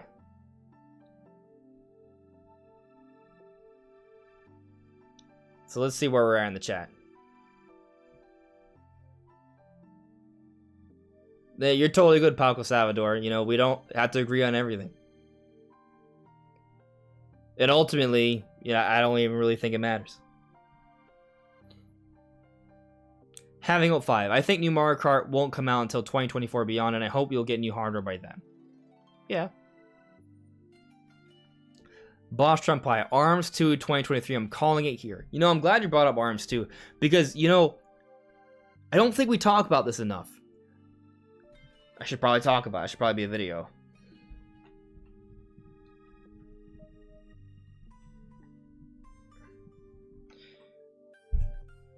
The team that made Mario Kart 8, the original team, the original Mario Kart 8, and also ARMS, we haven't seen what they've been working on since those games came out. ARMS came out in 2017, and yes, there was some DLC that they did afterwards, but it didn't last that long. What have they been working on this entire time? What major AAA Nintendo game is in the works right now? Even if they have been working on a new Mario Kart game, is that the only thing they've been working on this entire time? A half decade or so? And, you know, maybe you guys are right, and Mario Kart, the next Mario Kart comes out in 2024 with new system. Like maybe you're right. Maybe they don't care about the DLC. It's just it is what it's easy DLC, and it's fine. Who cares about all this insane amount of Mario Kart content? It's a best-selling Mario Kart game. Just give us more tracks immediately. Who cares? Maybe, like, I don't. There's some sense to be made there. But regardless of what they are working on, if it's one game or two games that are in the works or waiting, that's a huge team, a huge Nintendo EPD team that makes incredible games, and it's just something that Nintendo's been holding back on. Nintendo has been holding back so much. It's crazy. And I think the reason they've been able to hold back is because they've had so many Wii U ports that they're so easy to get done, plus the occasional remaster of older games. These have very short, quick development cycles that don't even need to be made by any of their main teams or partners.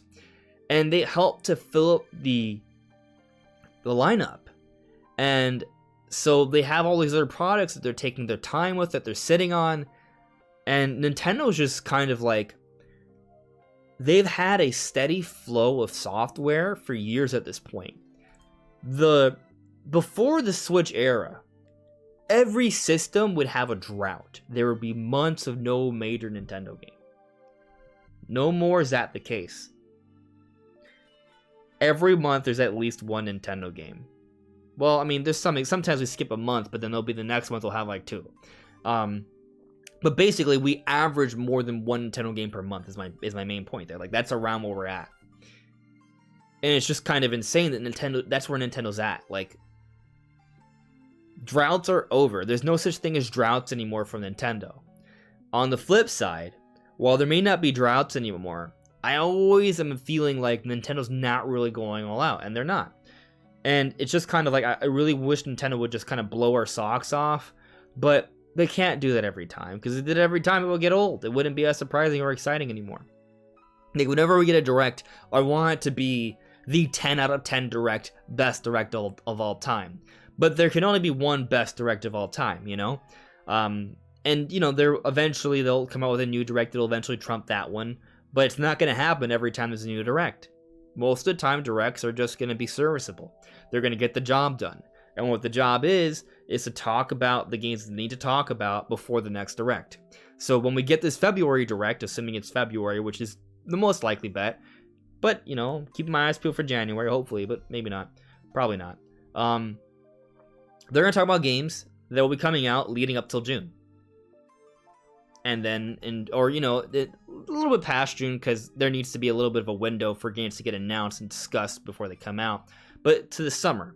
And then they'll have a June Direct, probably, and then they'll talk about games leading into the fall. And then they'll have, actually, the June Direct will probably pretty much tell us about everything for the rest of the year. And they'll have a September Direct that'll announce a couple other little things for the year, and it'll be meant to be to open up the beginning of 2024. Like, that's probably how it's going to go, because that's how it goes every year. But let's take this opportunity. Hold on.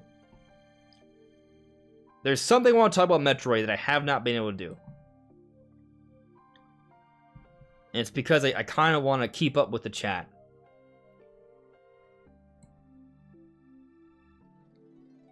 Glucose Guardian. I just remember seeing a graphic where Nintendo considered Mario Kart as a mainline Mario game, so I think they would consider the next game as a 10th. Okay. Instinct. What do I think of Metroid Dread? I think Metroid Dread is amazing. It was my favorite game of 2021. I think a legitimate argument can be made for it to be the best 2D Metroid in the series. There's definitely a conversation to be had. I know a lot of people love Super Metroid. I enjoyed Super Metroid. Metroid Fusion is also very enjoyable. I enjoyed Metroid Fusion as well. I really enjoy those games. But Metroid Dread, man, is so good. I've replayed that game several times. It's so replayable. I mean, like, if you're just having, like, a bad day or a bad weekend, just play Metroid Dread for 4 to 6 hours. Beat the game. It's just a good time. It's an amazing time. I 100% the boss rush mode is, like, it's... Metroid Dread is one of my favorite Switch games. It's so good. And they marketed the hell out of it. I think Metroid Dread is still slept on. Even though it's the best-selling Metroid ever, it deserves even more sales. It is that good.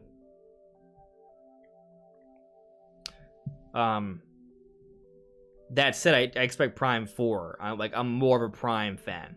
I'm hoping for the Metroid Prime games to go to another level. LP. The DLC for Mario Kart is so big, could have made up the bulk of a Mario Kart 9. Yeah. It's insane how much content we're getting with it.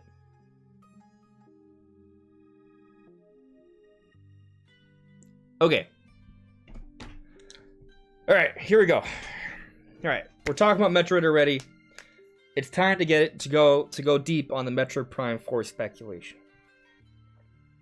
Here we go.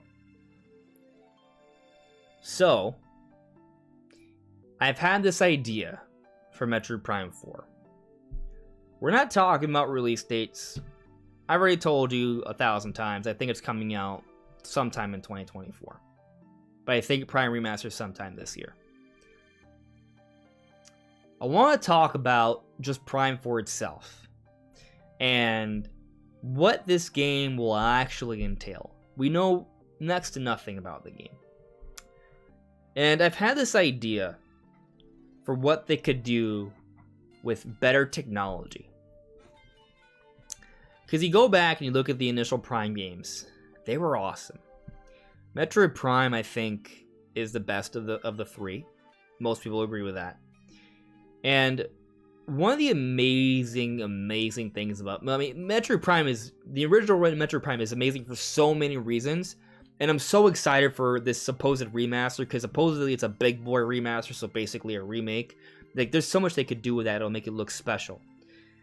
But some of the things that are special about it, you go into the space frigate, which is like a demo, but also is the opening sequence of the game. It gets you acquainted to all the main mechanics of the game, and it's this cool sequence where you enter this rundown space station. There was a battle went on there. There's specimens that escaped, and it's dangerous, and it's spooky, and it's scary, and space pirates are dying, and there's fire, and this crazy escape sequence with the space dragon, if you're new to the Metroid series, which is Ridley, and it's epic. And that's the opening segment. But the true, I guess, beginning of the game is when you land in Talon 4, the opening segment of the world. It's just, that opening segment is just incredible. I don't know why my brain is... What is the opening area? Why my brain is like failing me right now? But the opening area in Talon 4 is called the forest area. I know it's before the Chozo Ruins. It's Talon Overworld. It's just called Talon Overworld. That I got to see Talon 4, yeah. So Talon Overworld, right? But this area, what's so amazing about it, you land, it's this grassy, foresty, mountainous area. It's raining, it's gray, and typically you think, oh, gray is boring, broody, dirty, not so happy, not so cool.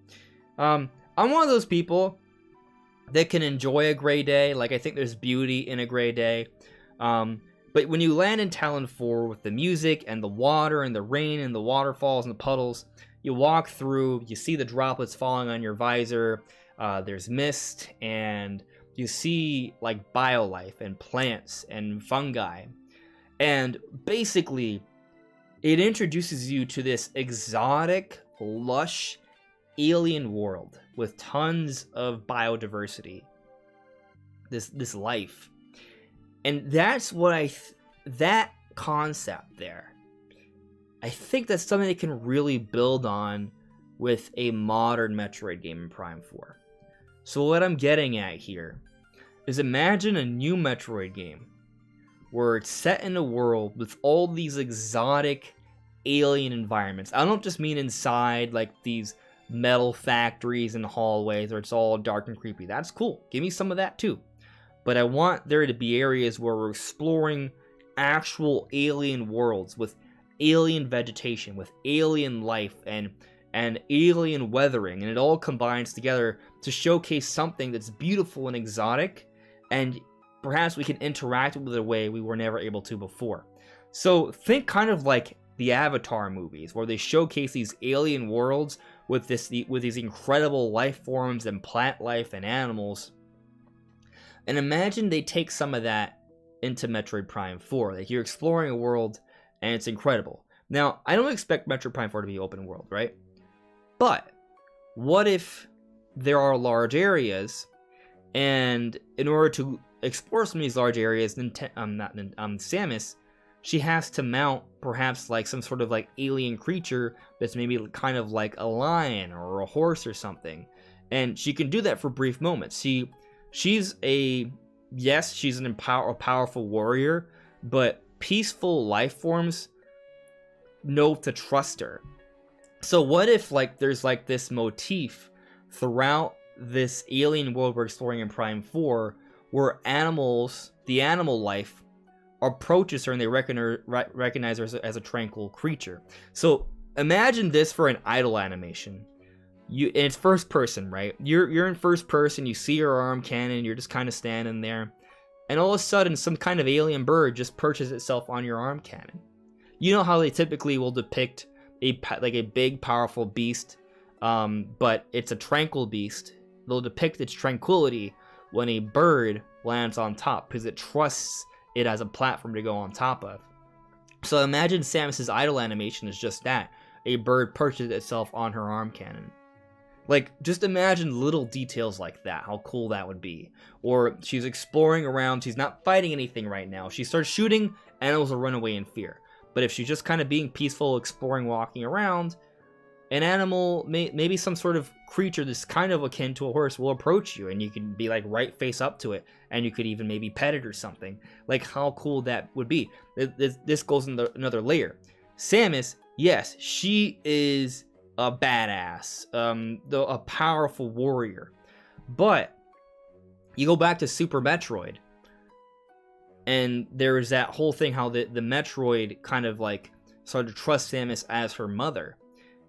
They could explore some of the elements of Samus having a little bit of that maternal instinct, or it doesn't even have to go that crazy, just more of kind of an appreciation for life, where we see those moments where if an animal does approach Samus, she'll pet it, and it's just kind of showing that she is this powerful warrior, but she has such a deep appreciation for peaceful life.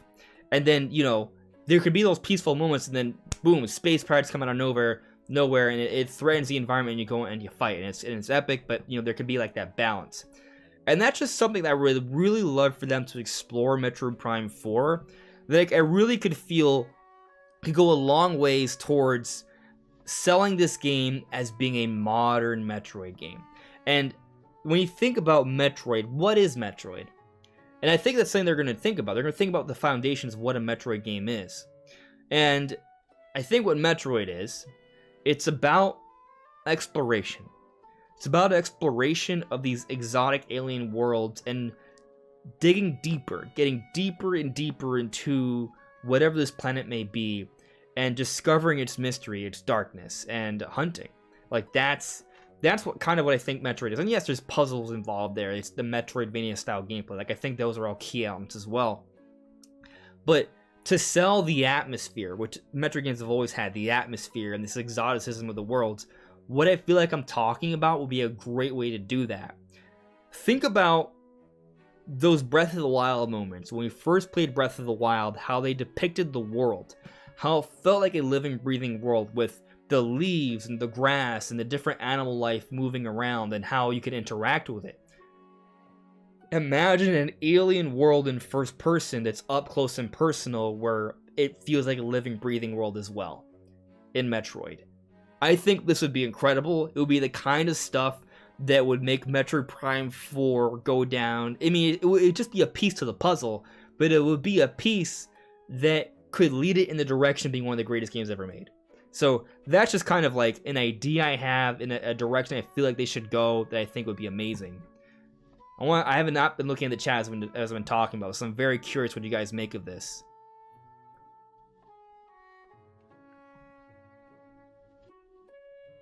Hey, Rob from Rule to Review, how you doing, buddy?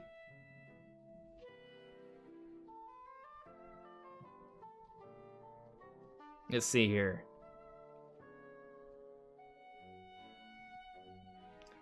Rule to review.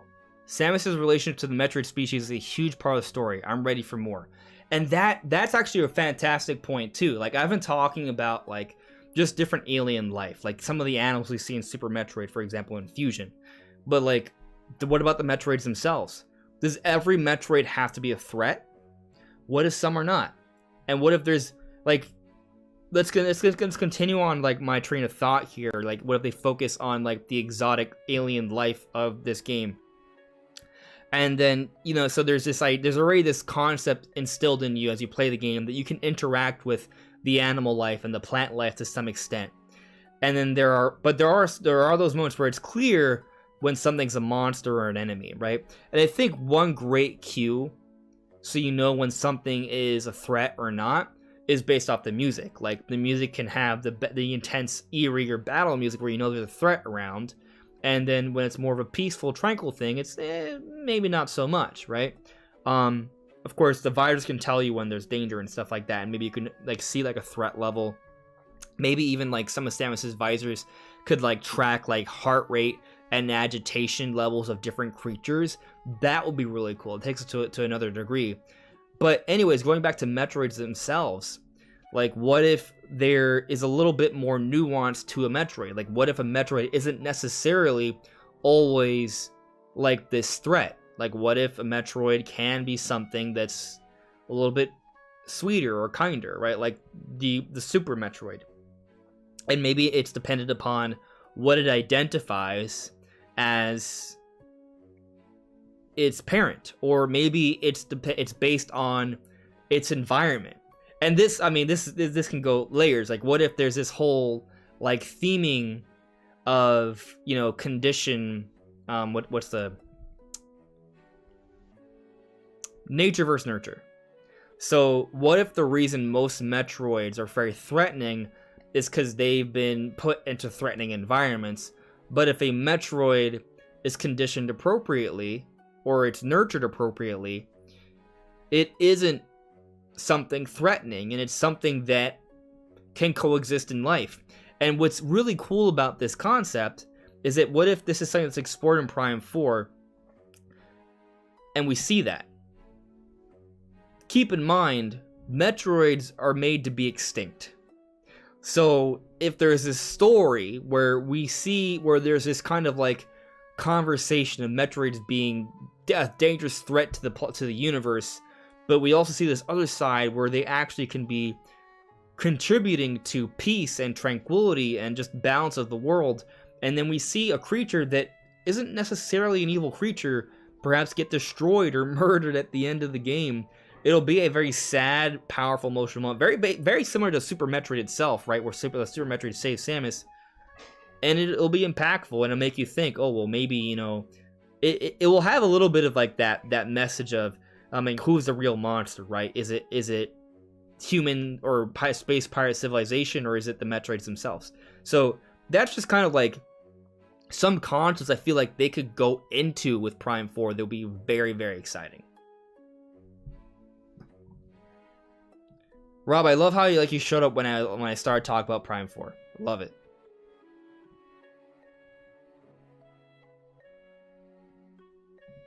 Yeah, new visor ideas. You know, like, I mean, there's really so much I think they could really do. Like, I think if they were to go really like focus on like how, like, just different details the virus could tell you about the environment. Like, as I mentioned, maybe there's one where you could sense the heart rate of something.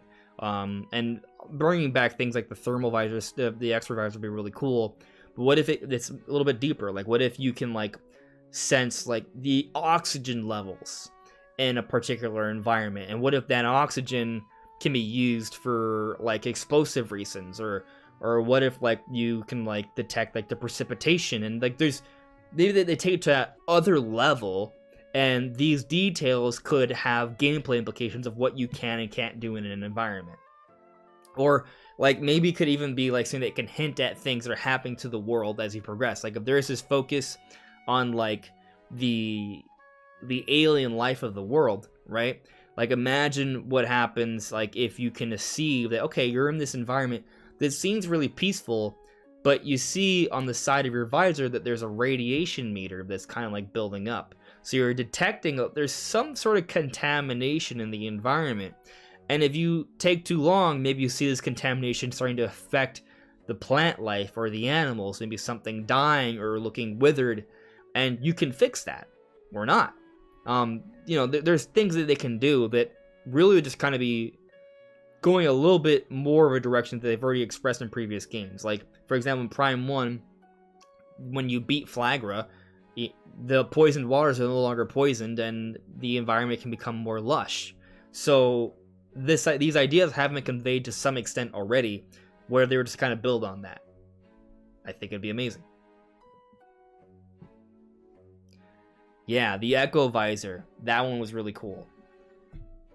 The Echo Visor, like, I mean, it's like you hear, like, sound waves, basically. It's like, almost like echolocation, which is epic. And I wonder if Metroid Prime 2's Echo Visor was inspired from Daredevil. Because I think in Daredevil, if I'm not mistaken, Daredevil was like a hero that cannot see with his eyes, but he could, like, detect, like, through echolocation. And the eyesight was like black and white. If I could be misremembering, but I feel like the timing there is close.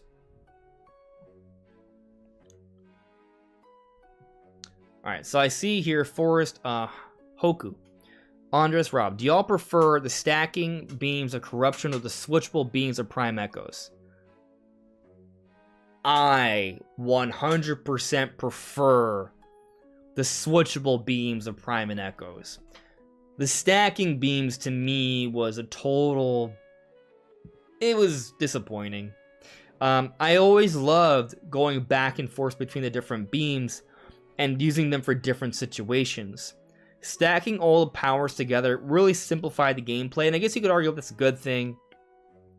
But I feel one of the reasons why they went with the stackable beams was because they were designing Metroid Prime 3 for the Nintendo Wii, and the Nintendo Wii was lacking in some traditional gameplay, like some button layouts. Like there was only one stick, not two analog sticks. There was less face buttons, so they didn't have as many options in that regard for like switching visors and beams.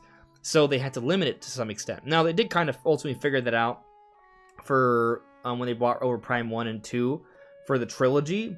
But when they were initially developing Prime 3, they probably were thinking what would make the most sense, what would make gameplay for Prime 3 the most intuitive. And stacking it then with the limited amount of controls, I think probably played a factor into that. And also with the 2D games, that's what they do. But I love having the variety. I think the variety, it just gives you more gameplay options. I would rather they have multiple beams. Maybe you can start off with all the beams in the beginning, or you get them early on, and each beam can be built up and stacked on its own. That I would love. Like I'm okay with beams getting power-ups and getting stacked upon, but I like the ability for them to change. I mean, or for you to be able to change your beams on the go and have different options. You see a big group, maybe you want to, freeze them in place, right? Or maybe, like the electrocuting with the wave beam or burning them with the plasma beam. Like I like having those circumstances. Maybe it doesn't have to be those beams. They could be entirely different types of beams, so they can come up with those ideas. But yes, I would prefer there to be variety with your weapon options.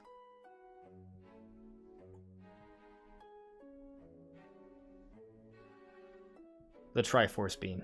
Yeah. DE Fox. I prefer switchable too. Stackable turns the combat and some of the exploration into easy mode.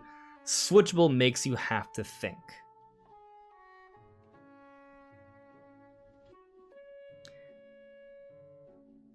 Let's see here. Forest Hoku. Think a close range melee might be included. I mean, we saw them add that in Samus Returns. We saw them add it in Dread.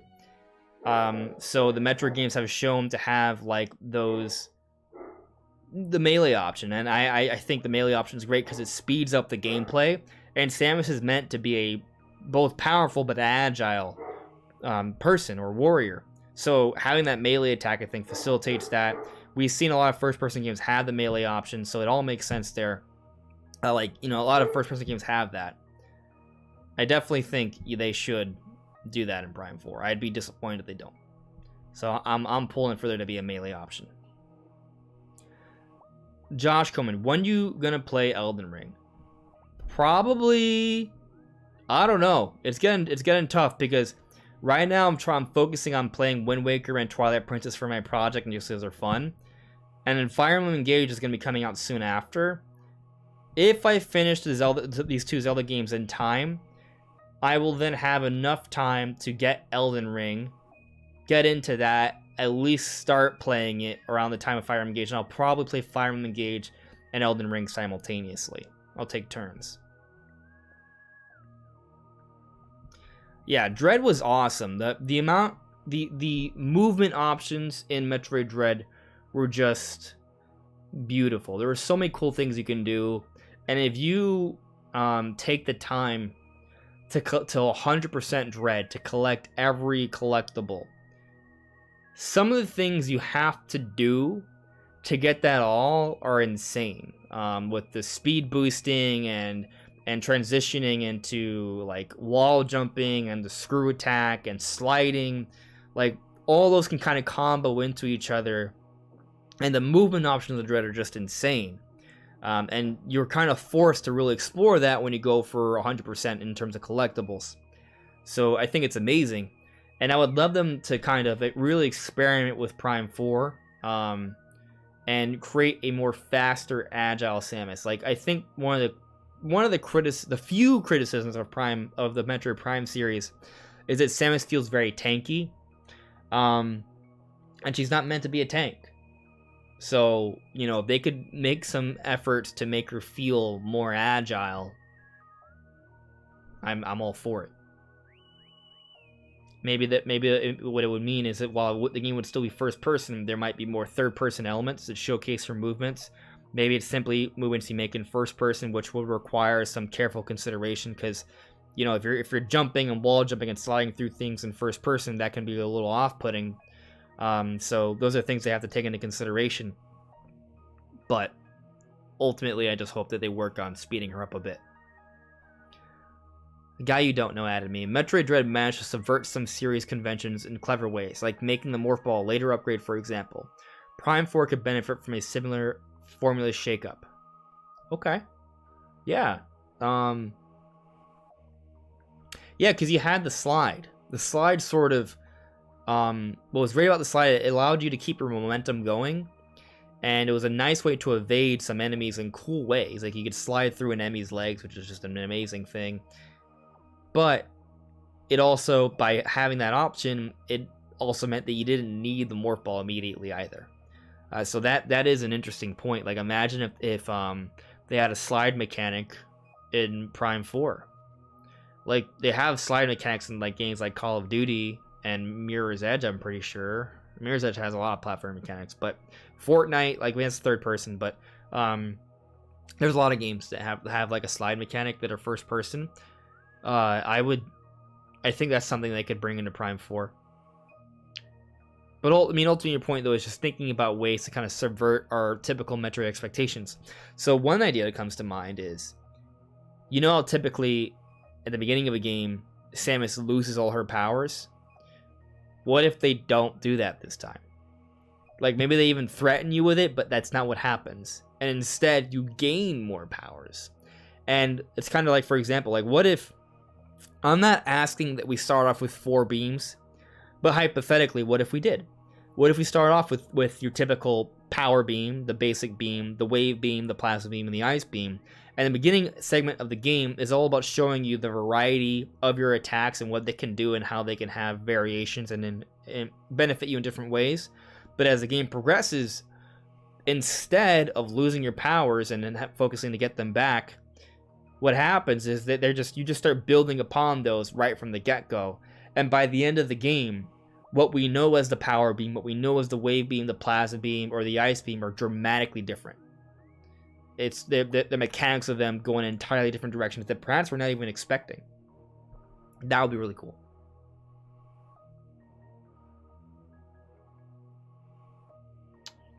Rob, you're saying in Prime 3 they did the same thing. Sam doesn't really lose powers in the beginning. It's only the Prime game that does this. I'm trying to remember. I probably need to go back and play Prime 3. Prime 1 and 2 you lose. You lose it in 2 as well, don't you? Trying to think. They do it in a lot of... It's a common thing to do in Metroid games. Like, even in Dread, you have a particular suit and you power down, you have to power back up.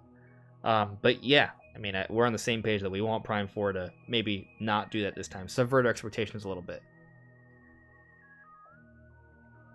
And I will say that Prime 3, even though they combined the beams, they did do other things that were really cool. Like, they gave you more grapple beam options. Like, the grapple beam had more applications. Like, you could yank shields off and like, charge and suck up energy. Like, I want them to, yeah, like, continue that idea. Like, the grapple beam, give us more options with that. And maybe make the grapple beam kind of feel like the grapple hook in Wind Waker. Ooh, the grapple hook in Wind Waker was awesome because you could, like, use it to steal items. You could use it to swing. But you could also use it to climb vertically up. It wasn't just about, oh, I can use a swing. Like, you could use it, you see a platform, you stop, and you climb up. And it's meant to, you know, you can grapple yourself up. So there would be cool things, I think, you could do with the grapple beam to take it to another level. You could use it as a whip. Maybe if there's an enemy chasing around, you can, like, use your grapple beams to, like, yank them by the ankle and just, like, you know, whip them down and then finish them, like, stun them. That would be kind of a cool little thing that they could do. Heck, maybe the grapple beam could even be used to, like, what if there's some cases where you don't want to kill something, you just want to trap it, and you could use the grapple beam to trap something. That would be fun.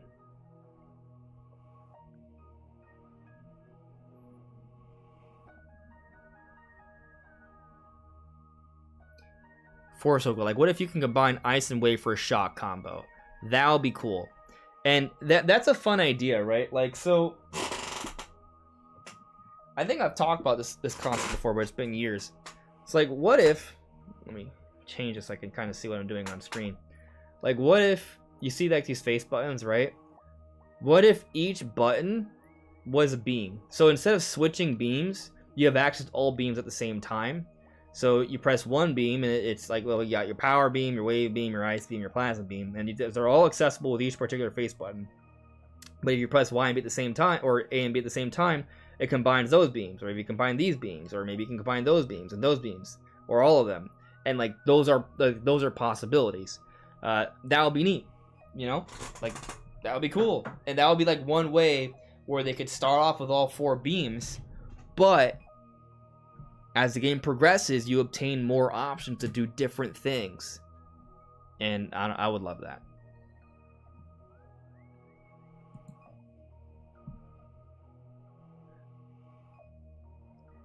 Alright, Josh Coleman added me. I just restarted the game last month. My favorite game was Breath of the Wild. Now it's Elden Ring. I think the option to climb is the only aspect better in Elden Ring, but Elden Ring is the only option better than Elden Ring, but Elden Ring all else better. Interesting. I probably should play it. Guy you don't know. Building off of pre-existing upgrades is a brilliant and innovative idea for Metroid, and as we know, Nintendo loves to innovate, sometimes to a fault. Sometimes to a fault, indeed. Tentacular Taku. Imagine double grapple beam, grabbing onto 2 separate things at once, Spider-Man style. I like where your head is at. That's fun. Have a good night, Rob. Have a good one. Thanks for stopping by.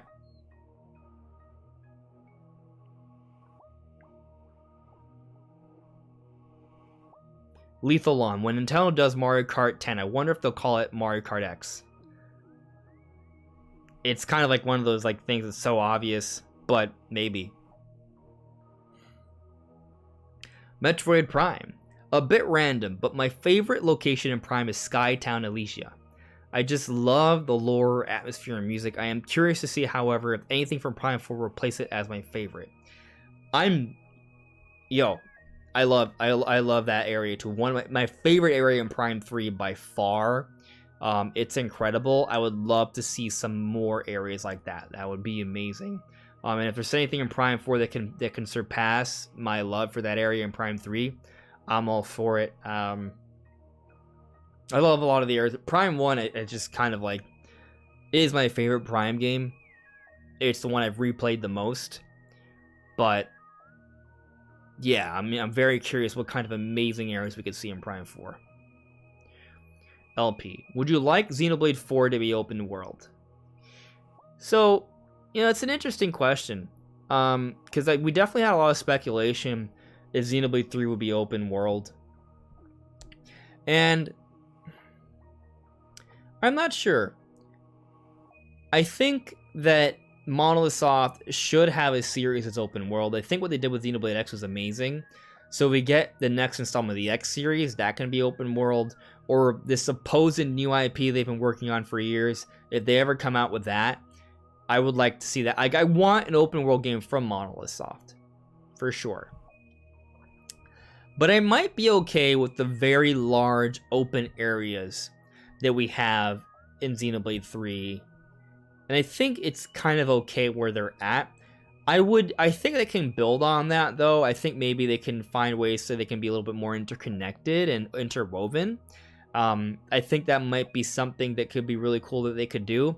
And the ultimate reason why I'm not so gung-ho about them for necessarily going straight open world with the mainline linear, what have been known to be the linear story Xenoblade games, is that if you go for an open world layout, then that means you can go in wherever you want. And you can go to areas where the story may not want you to go yet, and that can impact the telling of the story. So that's where I'm kind of iffy on it. If they can find a way to still tell as great, if not better, linear stories, but within an open world, do it. But my concern is that they won't be able to do both perfectly, and one or the other will have to give. And I feel like what we got in Xenoblade 3 was a pretty good compromise. The worlds were big. There were multiple areas you could explore at once. There's a lot of backtracking and a lot of secret new areas you could find. I think they could build on that a little bit more, make them... They were already huge, but, you know, I think the main point is I would like to see them be a little bit more interwoven and interconnected. That'll be amazing, but yeah, I don't need it to be open world, and I'm not sure they're going to. Although, perhaps one reason they don't necessarily always go open world is in part because of hardware limitations. Not that they can't go open world because they were able to do it on Wii U, but for the different things they want to show off with considering everything else they want to do with the game and the engine and the graphics, maybe it's one of the things they hold back on. You know what I mean? So with new hardware, maybe they do change their direction a little bit. I'm personally anticipating that it may be a while before we see the next Xenoblade game. I mean, when we think about it, Xenoblade 2 came out in 2017. Xenoblade 3 came out in 2022, so it was 5 years. So that was a fairly long wait. So, you know, I wouldn't be shocked if we have to wait another 5 years for the next one, but that would be fine. I'd be okay with that. And by that point, you know, whatever it is, I'm gonna play it regardless.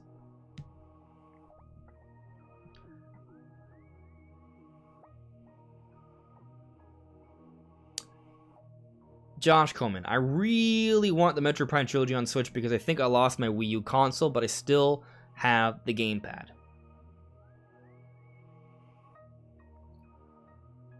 Yeah, my gamepad's wrecked. I use a new battery. Like, I can turn it on by plugging in a cord, but without it, it's just useless. So, I believe that at some point or another, all 3 Prime games will be available for modern day Nintendo players. Tentacular. One area type I like to see is some kind of abandoned metropolis area. Ooh. That would be fun.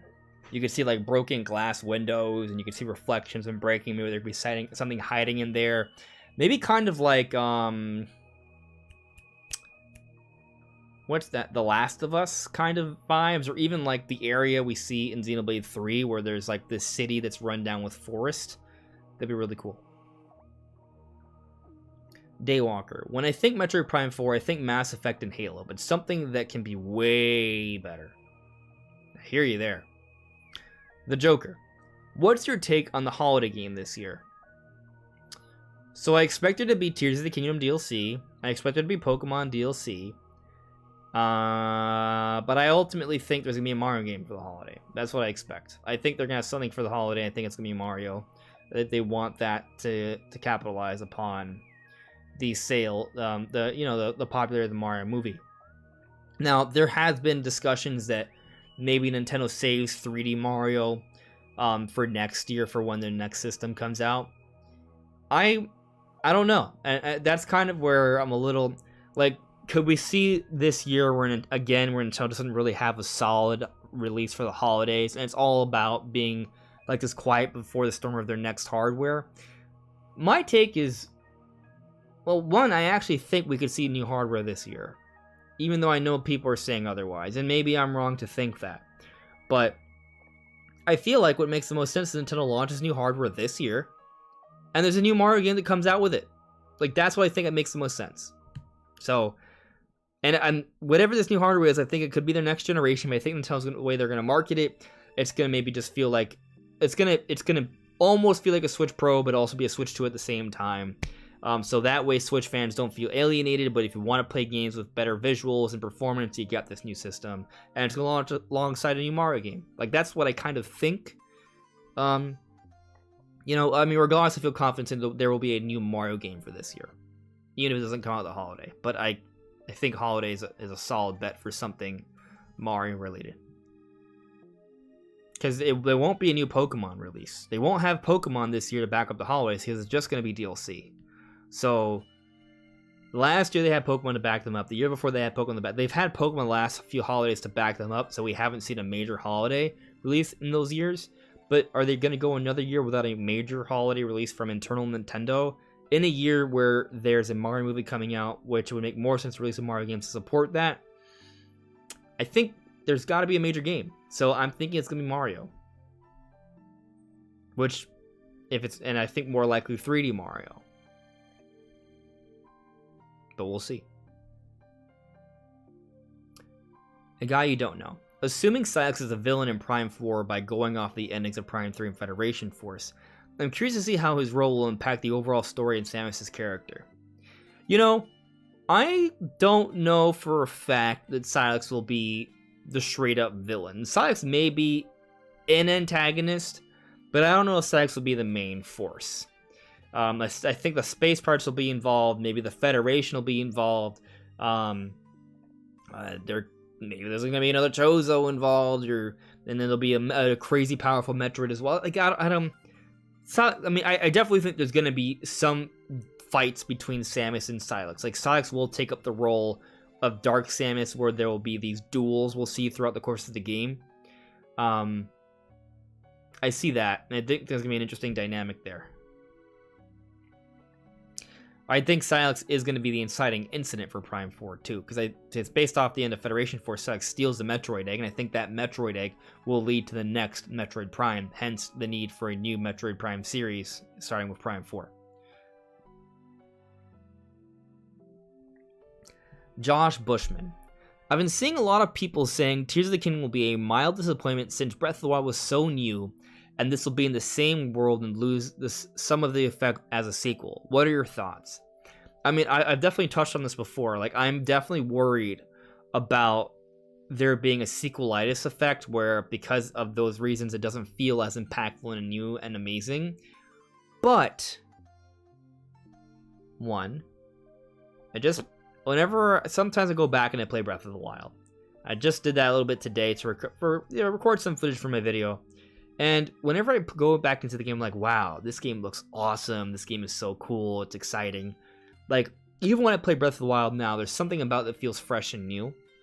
This is a game that's already old. They have been developing this game longer than they were developing Breath of the Wild. So one of the things that's so interesting and curious about Tears of the Kingdom is that even though it's based off the same engine and art style, it's a direct story sequel, it's had a longer amount of time in development. What is that going to equate to? This is a unique situation. I don't think we've ever seen a direct sequel like this have so much time in the oven. So I think that Nintendo's gonna do something special with this game, and I don't expect them to disappoint us. The Zelda team, in my mind, is the best development team in the industry. I mean, they made Breath of the Wild, which I think is the best game ever. Although some people are arguing it's now Elden Ring, so I gotta play Elden Ring. But regardless, it's still an incredible, even if it's not the best, it's one of the best, right? And with this much time working on Breath of the Wild, or the sequel to it, I should say, like, I gotta think they're doing something very special with this game. A series of special things. So, I feel that we should give the Zelda team the benefit of the doubt. They are coming off of the most successful Zelda game in history. They've shown they can make incredible games. Even their bad Zelda games are some of the best games ever made. And when they've had this much time, more than any other previous Zelda, to work on this one, with all the prior work being done because it's based off the original Breath of the Wild, I think we should give them the benefit of the doubt and be optimistic about how great they're going to make this game. If anything, maybe the amount of time we've waited is because they wanted to ensure that this game would feel like a fresh, new experience. Think about every single Zelda game. Majora's Mask was a direct follow-up to Ocarina of Time, but while it may have had a very short development time, they ensured that this game would feel very different from Ocarina of Time. That much is clear. The Wind Waker, very different direction, very new. The only major 3D Zelda that you could argue isn't like entirely unique is Twilight Princess, because a lot of people feel like Twilight Princess is basically like just like a modern version of Ocarina of Time. But I do still feel like Twilight Princess has its own identity with the wolf, and I still feel it's different from Ocarina of Time. I feel it has a different vibe, but there's definitely a lot of similarities there. And Skyward Sword with its watercoloring and the sky exploration, like it's definitely its own beast as well. And then Breath of the Wild. I mean, Breath of the Wild is complete departure for the Zelda series. Some people argue it's not even very Zelda. Point is, you just looking at the 3D Zeldas, even with the 2D Zeldas, you got Minish Cap, the Oracle games, A Link Between Worlds, Zelda 2. Like, Nintendo likes to make sure their Zelda games feel very different from each other. So I think that you look at the history of Zelda releases, they're always about trying new things, being fresh and different, and they have this consistent release of quality games, some of the best games ever made, and they're coming off of the most successful Zelda game in history. They deserve the benefit of the doubt here. So, with this long development time, I think Tears of the Kingdom should be able to avoid the plague of sequelitis. But it's a valid concern because it happens to a lot of games. We shall see here. I feel like the latest God of War and the latest Horizon follow-ups to incredible games, they don't seem to have had as much oomph. So I'm curious to see how Tears of the Kingdom will follow it up.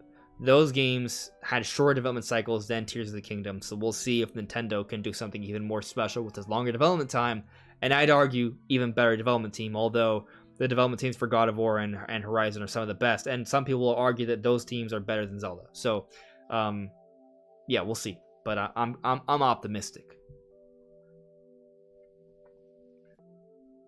Yeah, Gone Hunter, I want to see a new Eternal Darkness. I'm all about that, for sure. Josh Coleman, bro, what if we got a Cyberpunk-style Metroid game? Like with RPG elements and like people in it? I don't know how I feel about that, but if there's at least, I mean, if there's different areas and just one area is like a populated area, it's very un-Metroid. But I'd definitely be into exploring. We'll see, Yeah. LP 2025 seems possible for Xenoblade 4 if Xenoblade 3 is truly supposed to come out in 2021. A 4-year gap. And what I found is that oftentimes we should expect later than sooner. So 2025, I think, would be a very optimistic expectation, but not impossible. To your point.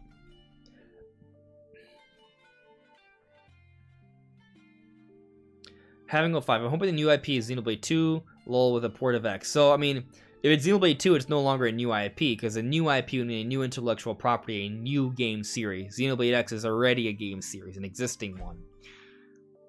But, you know, X2, I mean, I'll take a Xenoblade X2. I'll take that. I mean, Xenoblade X has some loose plot ends.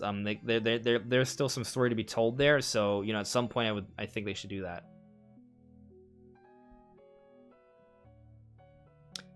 Ryan Flippo. Eternal Darkness would be great to have at least a port release.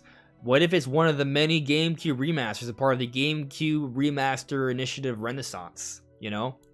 I'd love to see an Eternal Darkness remaster.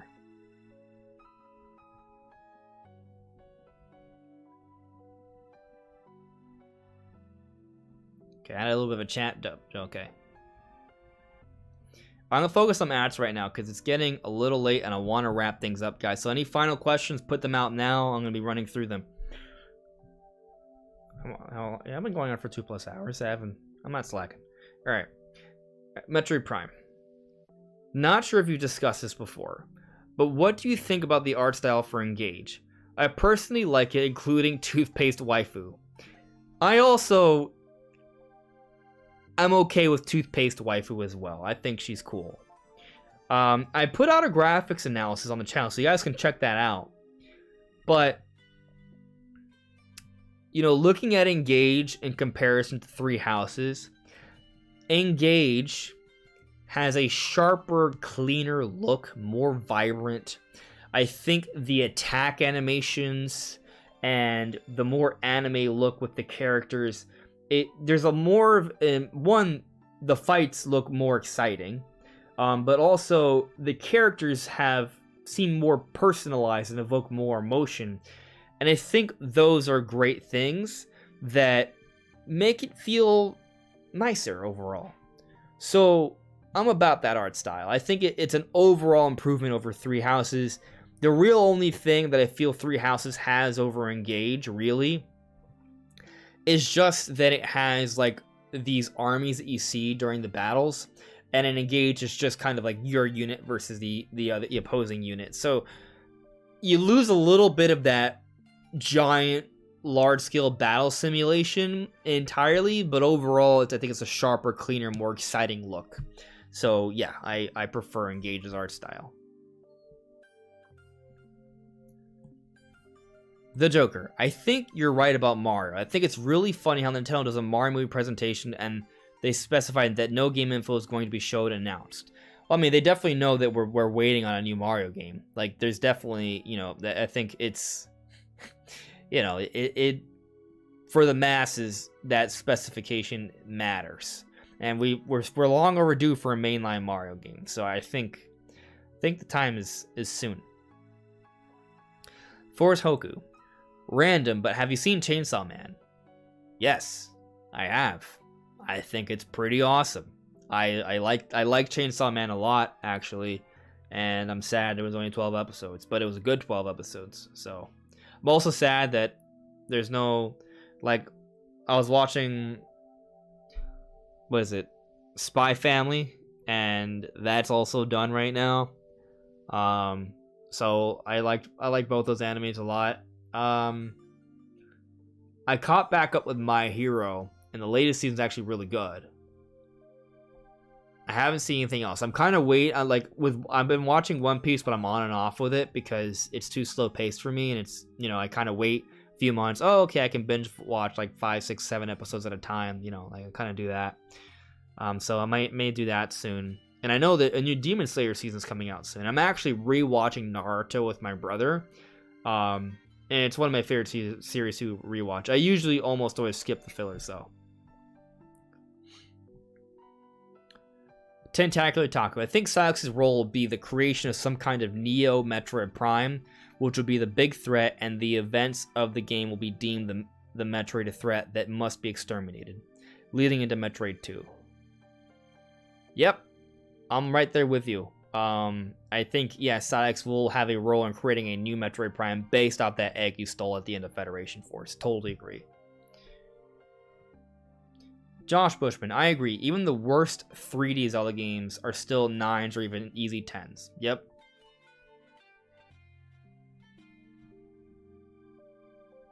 TC, bro, Breath of the Wild is the greatest game I had ever played, but it has been dethroned by Elden Ring. It is genuinely that good. I gotta play it. But I'll also say, man, what if Tears of the Kingdom reclaims that throne? That I'm curious on. Charles Trudell, and a 25 million strength game where the maximum discount was 30%. I'm not sure what you're talking about. What game sold? I mean, Mario Odyssey sold about that much. Is there a discount for that? Or am I lost? I'm probably lost. Daywalker. I just really want a mirror shield, a hookshot, Pegasus boots, and golden gauntlets for Tears of the Kingdom items, and I'll be able to finally dethrone, and it'll finally be able to dethrone Ocarina of Time. I think if Tears of the Kingdom has some Zelda tropes in there, man, I don't know. I think Breath of the Wild is already making a case for dethroning Ocarina of Time because it's so fun to go back to. It's so fun. But because it's such a bigger, larger game, it's sometimes harder to get through to the end. So that's kind of the one thing that's kind of made me not fully believe that Breath of the Wild has beaten Ocarina of Time. Because when I play Ocarina of Time, I think I'm more likely to finish it than I am Breath of the Wild. Although, I was playing through Ocarina of Time and I stopped. So maybe not. I'm undecided yet. But you know what?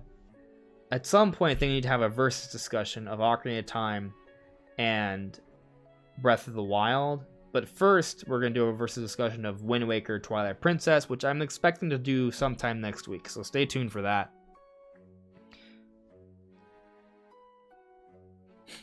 TC, Breath of the Wild and Elden Ring are the only two games I have 100%. I would die for them.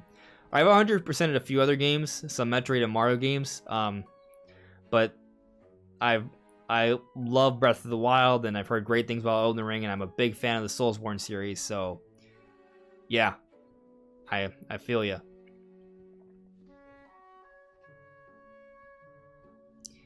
Forosoku, it's true that by the second, third Prime games, Metroids weren't the real enemies.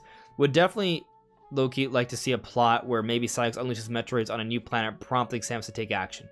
Maybe that's what happens. Maybe the Metroid Prime starts hatching a lot of new Metroid eggs, and that kind of it takes over the planet. Like that would be interesting.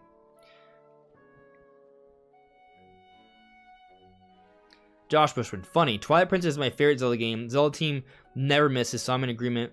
What will they change in 6 years? We've only seen 3 minutes of footage, basically 1 minute of gameplay. Yeah, I'm very curious to see what they're gonna do.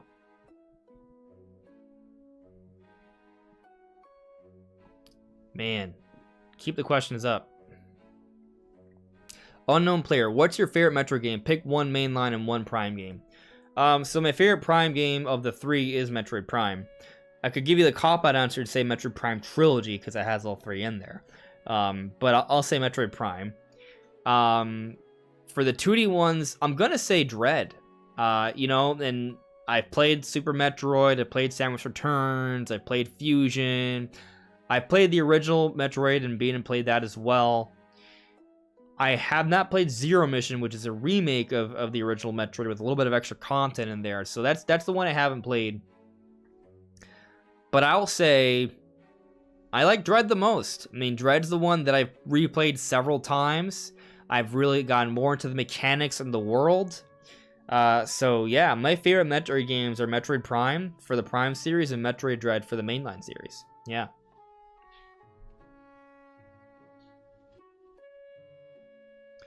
Josh Cohen, you meant like the cyberpunk art style, not the game. Yeah, like that futuristic look. Yeah, for sure.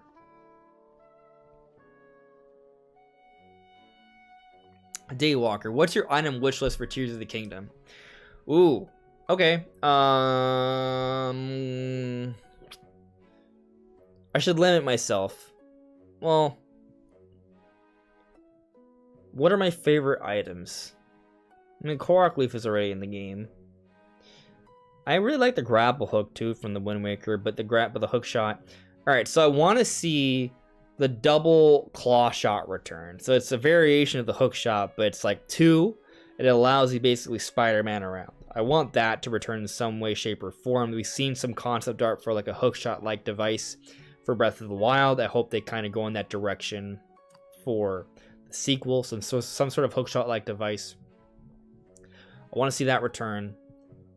We still boomerangs are still in the game already. Trying to think. I've thought about. Oh, all right. So this weapon, I wouldn't even want it to be treated as like I would want. So you know how in Breath of the Wild we have the Korok leaf from the Wind Waker and we have the boomerang from previous games, but it's treated like it's like just like another weapon type. Here's a new weapon type that we'll be bringing back a previous item. You ready? The ball and chain from Twilight Princess. That was cool. I would like to see the return of the ball and chain. That would be really fun. And it could make sense because I expect more Zelda enemy types, and some of them could have the ball and chain, and you could steal it from them, and that would be super cool. And I don't know if we need the hover boots, but the Pegasus boots, that'll be cool to see, and to see that in a 3D game, that'll be a different experience, like that, like a straightforward, powerful dash with a lunge. To see that in 3D and open air style, like the potential for that would be crazy. It might be a little game breaking, so that's maybe why it doesn't happen, but it'll be fun to see. Maybe it could be like a late game item potentially, or power, maybe a DLC power up, maybe. And then I'll also say, I don't know how they do it. I don't know how it makes sense, but bring back the spinner. I miss the spinner. The spinner was really cool. I think the spinner was underutilized in Twilight Princess. It'll be really interesting to bring back the spinner, and maybe give it more application. Be fun. Maybe, I don't know. It's just such a weird item. Maybe it's why they won't make it come back. But it was a really cool. I guess the spinner made more sense in Twilight Princess because you couldn't just go anywhere. But with those rails, you could do some really cool stuff. Well, if there's more of an emphasis on ruin exploration, like ancient dungeons and temples that are surfaced or dug up, or if there's more exploration underground where there's more railings, railings so you can put the spinner on. So there's more potential to use the item in that way. And maybe the spinner also would work really well going downhill. And you could use your shields and stuff going downhill, but they would waste away. So if you could get the spinner to kind of have the same effect going downhill on top of all that, that'll be fun. So yeah, give me back the spinner.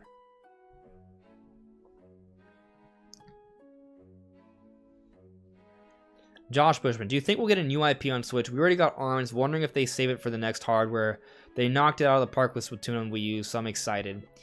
A new IP that's as big as Splatoon, that would be tough. But there's Astral Chain. That's a new IP. Do we get another one? I mean, Nintendo brings out new IPs every year, but is it going to be kind of like a big, sort of core-centric new IP? I think they save it for their next system. I think right now they're going to be focusing on remasters and reviving a lot of older franchises like Advance Wars, Metroid, Donkey Kong, F-Zero. So that's what I'm expecting. So probably we'll have to wait till next thing. But with Monolith stuff and what they've been working on, that would count.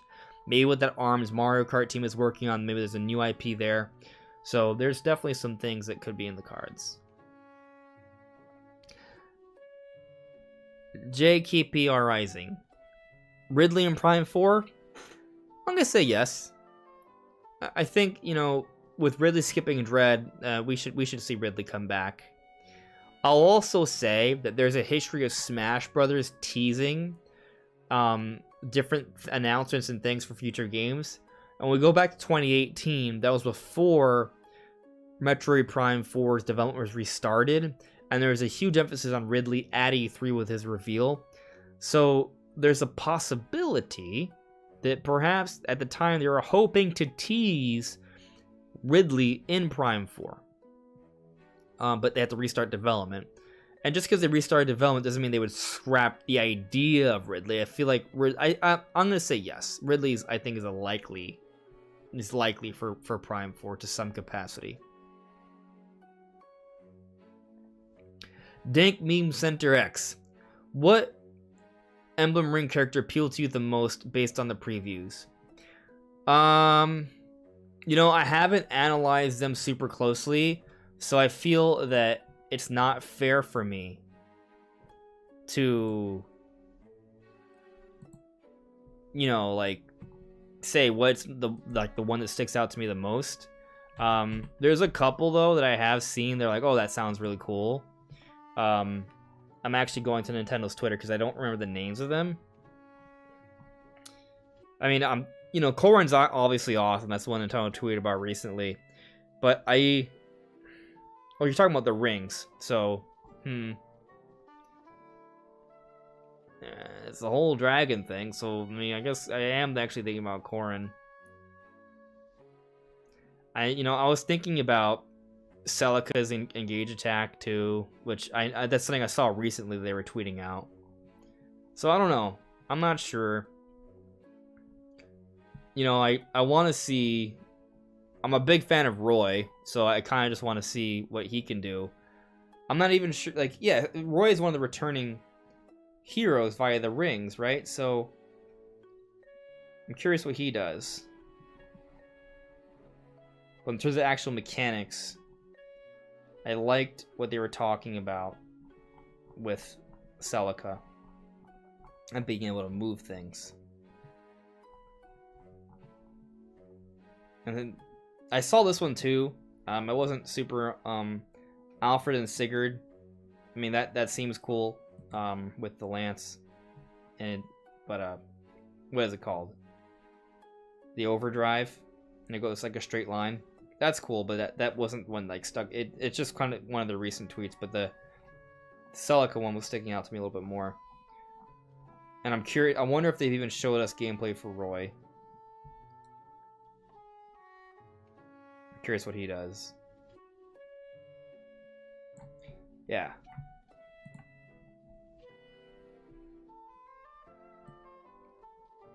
All right. Lewis, you watched the new Bleach season? Really great. I am waiting to watch the new Bleach season. I am a big Bleach fan. Do not get me wrong. I'm gonna do it.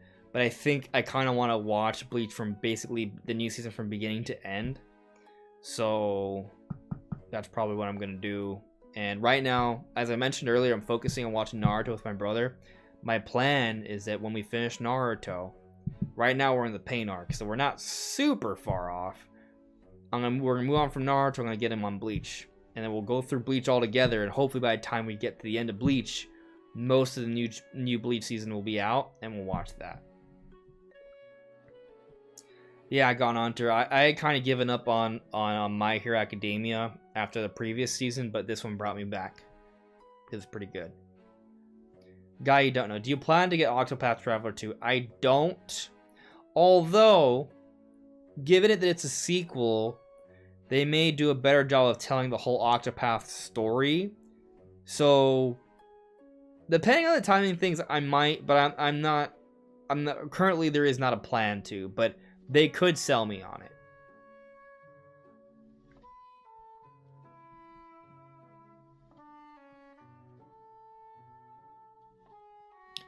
Charles Trudell, I was speaking of Zelda Breath of the Wild and how much more it sold compared to the rest of the series.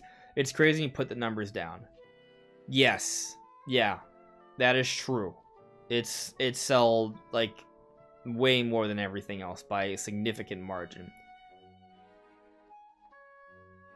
Like when everything's said and done, Breath of the Wild may have sold 20 million more than the second best-selling Zelda game in Twilight Princess. It's not there yet, but it's continuing to sell, is my point. So we'll see. Daywalker, the items could really be a game changer for Tears of the Kingdom. Like running around Breath of the Wild, Pegasus boots would be so much fun. Ball and chain would be sick, right? Joycey J. How would you feel about dungeons in Tears of the Kingdom that aren't obviously dungeons? Snow Peak Ruins is my favorite dungeon in Twilight Princess, but you don't realize it's a dungeon at first. I'm all about it. I'm all about it. You know, I think it was cool how some of the dungeons in Twilight Princess subvert your expectations a little bit. And I think giving us unique scenarios with the dungeons are really cool.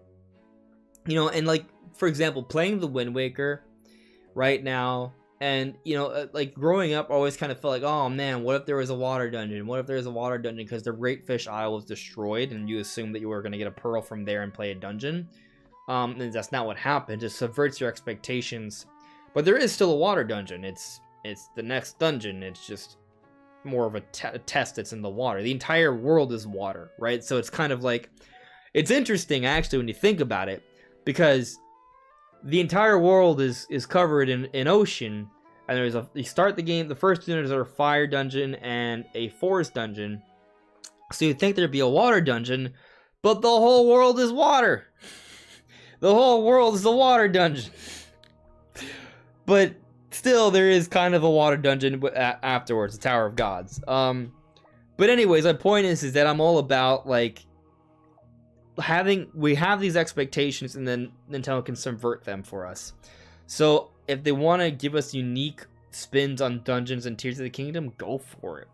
Like, I mean, even if they did just give us like 10 temples, that would be cool too. Which I know that seems like a large number. Think about this. All right, so in Ocarina of Time, we had the Light Temple, Fire Temple, Forest Temple, Water Temple, Shadow, and Spirit. So it's 6. But in Wind Waker, there's also an Earth and a Wind. That's 8 temples. There could be 8 straight temples that we know of in the series. And they could probably find a way to do more. If they just call them temples. Now, but there could be other dungeons. Like, what if the Ice Manor exists in Tears of the Kingdom? Snow Peak Ruins. What if that's another mountain in the Hebrew region that we find or uncover? Maybe it's been encased in ice and all this time. It's dramatically different now. What if? Or there's Arbiter's Grounds. Like, so while I want there to be new interesting spins on dungeons, I feel like with the history that the world of Hyrule has in Tears of the Kingdom, there's so much they can pull from. Like, we've seen Arbiter's Grounds alluded to in the desert in Breath of the Wild. Like, what if we are revisiting old dungeons or areas from previous games, but the way you handle them, the way they're designed, is still ultimately different, and handling them with the open air gameplay completely changes what that dungeon is, but it's still a reminder of the past.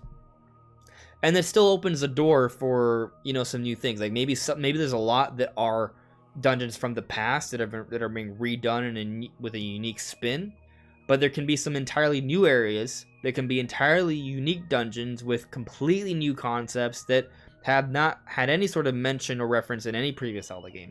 And maybe some of those could completely subvert our expectations too. Like there's tons of possibilities. Like, here's just a random idea. Like, what if in Tears of the Kingdom, like this sky area, what if that's where the dragons go, right? They go through this portal and there's dragons there. What if there's like, and there seems to be a lot of like dragon symbolism. What if there's like a straight up like dragon's palace? Like, there is a realm that is just where dragons are from. There's all types of new, small, and big types of dragons, and there's baby dragons and evil dragons and different elemental dragons. And there's just this huge dungeon that's about a palace of dragons. And then the final boss of that dungeon is, guess what? Not a dragon. It's something else completely different. But it's something that terrorizes even the dragons, and it's just like some sort of powerful Leviathan that's beyond them. Which would just be cool. It would be cool. And there should still be some dragon fights in the game, by the way. There should be there's going to be different kinds of dragons. I'm sure there can be some dragons we can fight, some dragons we can play with, or what have you. So, you know. But yes, I'm all about different dungeons subverting our expectations. Joycey Jade. Twilight Princess had 10 dungeons, if I remember right. I don't remember all the dungeons. Well, I'm about to replay the game. There's a Forest Temple. There's the Goron Mines. I don't even remember where the Water Temple is, but there's some sort of water dungeon with that giant sea beast. There is a Temple of Time. There is the City in the Sky. So that's 5. There's the Arbiter's Grounds at 6. There's Snow Peak Ruins, which is 7.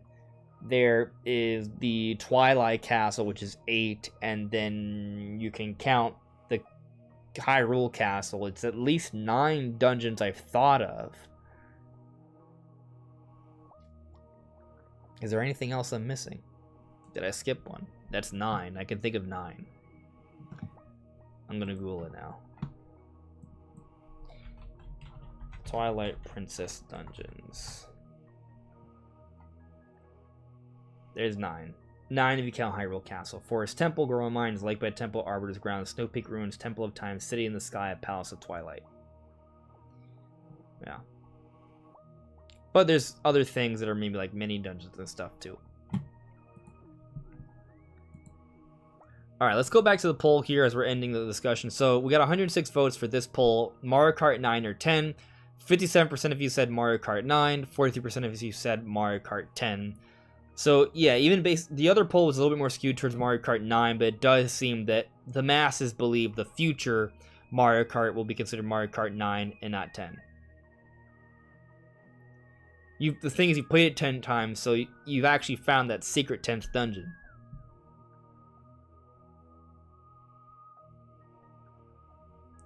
Super Mario Push. No way, I had that dungeon idea for like 4 years now. OMG. Are you talking about the dragon thing? It's a great idea, I think. Tentacular, the boss of the Dragon Palace is a Metroid. It could be like some sort of crazy powerful parasite thing. That would be kind of cool, actually. It would kind of make sense. Like maybe there's a history of giant flying creatures being attacked by parasites. Nadra by the Malice in Breath of the Wild. Levias, if I'm remembering his name correctly, in Skyward Sword with that parasite. So there could be something there.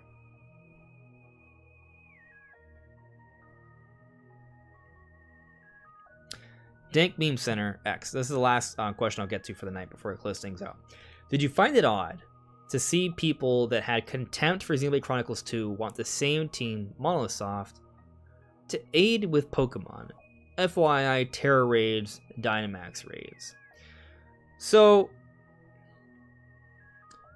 I don't have evidence that the same people that have spoken ill of Xenoblade Chronicles 2 and its art direction and what have you are the same people that are calling for Monolithsoft to come in and develop a Pokemon game. I do like Terra raids more than Dynamax raids, by the way. I think that's a nice evolution for the raid battles. I think they did a great job with that. But yeah, I don't have any evidence to suggest that one group of people is the same group of people.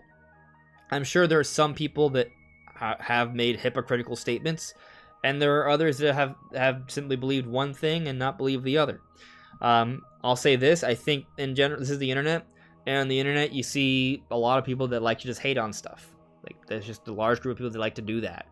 I don't, tend to look at things a little bit more optimistically, or rather, I try to understand things for what they are. So, like for example, with Pokemon, I understand that, or I believe that there isn't going to be another developer beyond Game Freak. It is Game Freak, and the issue with the Pokemon games isn't Game Freak per se, because I think left with the appropriate amount of time and resources, Game Freak can make a great Pokemon game. Look at Legends Arceus. It was an incredible game. And actually playing through Pokemon Scarlet and Violet, I think the ideas and concepts in Scarlet and Violet are really good. It's one of my favorite games too. It just executed not as well because it just didn't have enough time to be polished appropriately. And I'll say though that different Nintendo studios, especially Monolithsoft, does offer up assistance for different games.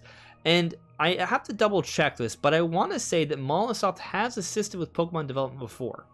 I can't say that with 100% certainty, but it wouldn't shock me if in the future Monolithsoft does offer up some assistance to a future Pokemon game, because Monolithsoft has several studios and they offer up support development for a number of different teams, including what I've already argued in this stream as the best development team in history, the Zelda team. Monolith Soft supports them as well, so why can't Game Freak also offer support? They may like to treat things a little bit differently. You know, there is already a little bit of a division of labor already. Like there are multiple development teams at Game Freak. Creatures Inc. is a separate developer, and they focus mostly on the Pokemon models themselves. So there is already a division of labor there. But yeah, I'm not gonna really focus too much on pointing out some people and their hypocrisies, because it's all over the place. But yeah, that is all for now, guys. I honestly enjoyed the stream. You know, I'm glad you guys all came out to watch. It's going a little late, so I understand people are starting to fall asleep, myself included. Want to go to sleep soon too. So, you know, I'll probably snack on something, play a little bit of Wind Waker, and then pass out. But, yeah, guys, thank you so much. If you could leave a like. If you have not subscribed before, please subscribe. Or join as a Patreon or YouTube member. That way you can join in for call-ins in the future. But, yeah, have a good night, guys. I'll see you really soon. Take care. Bye.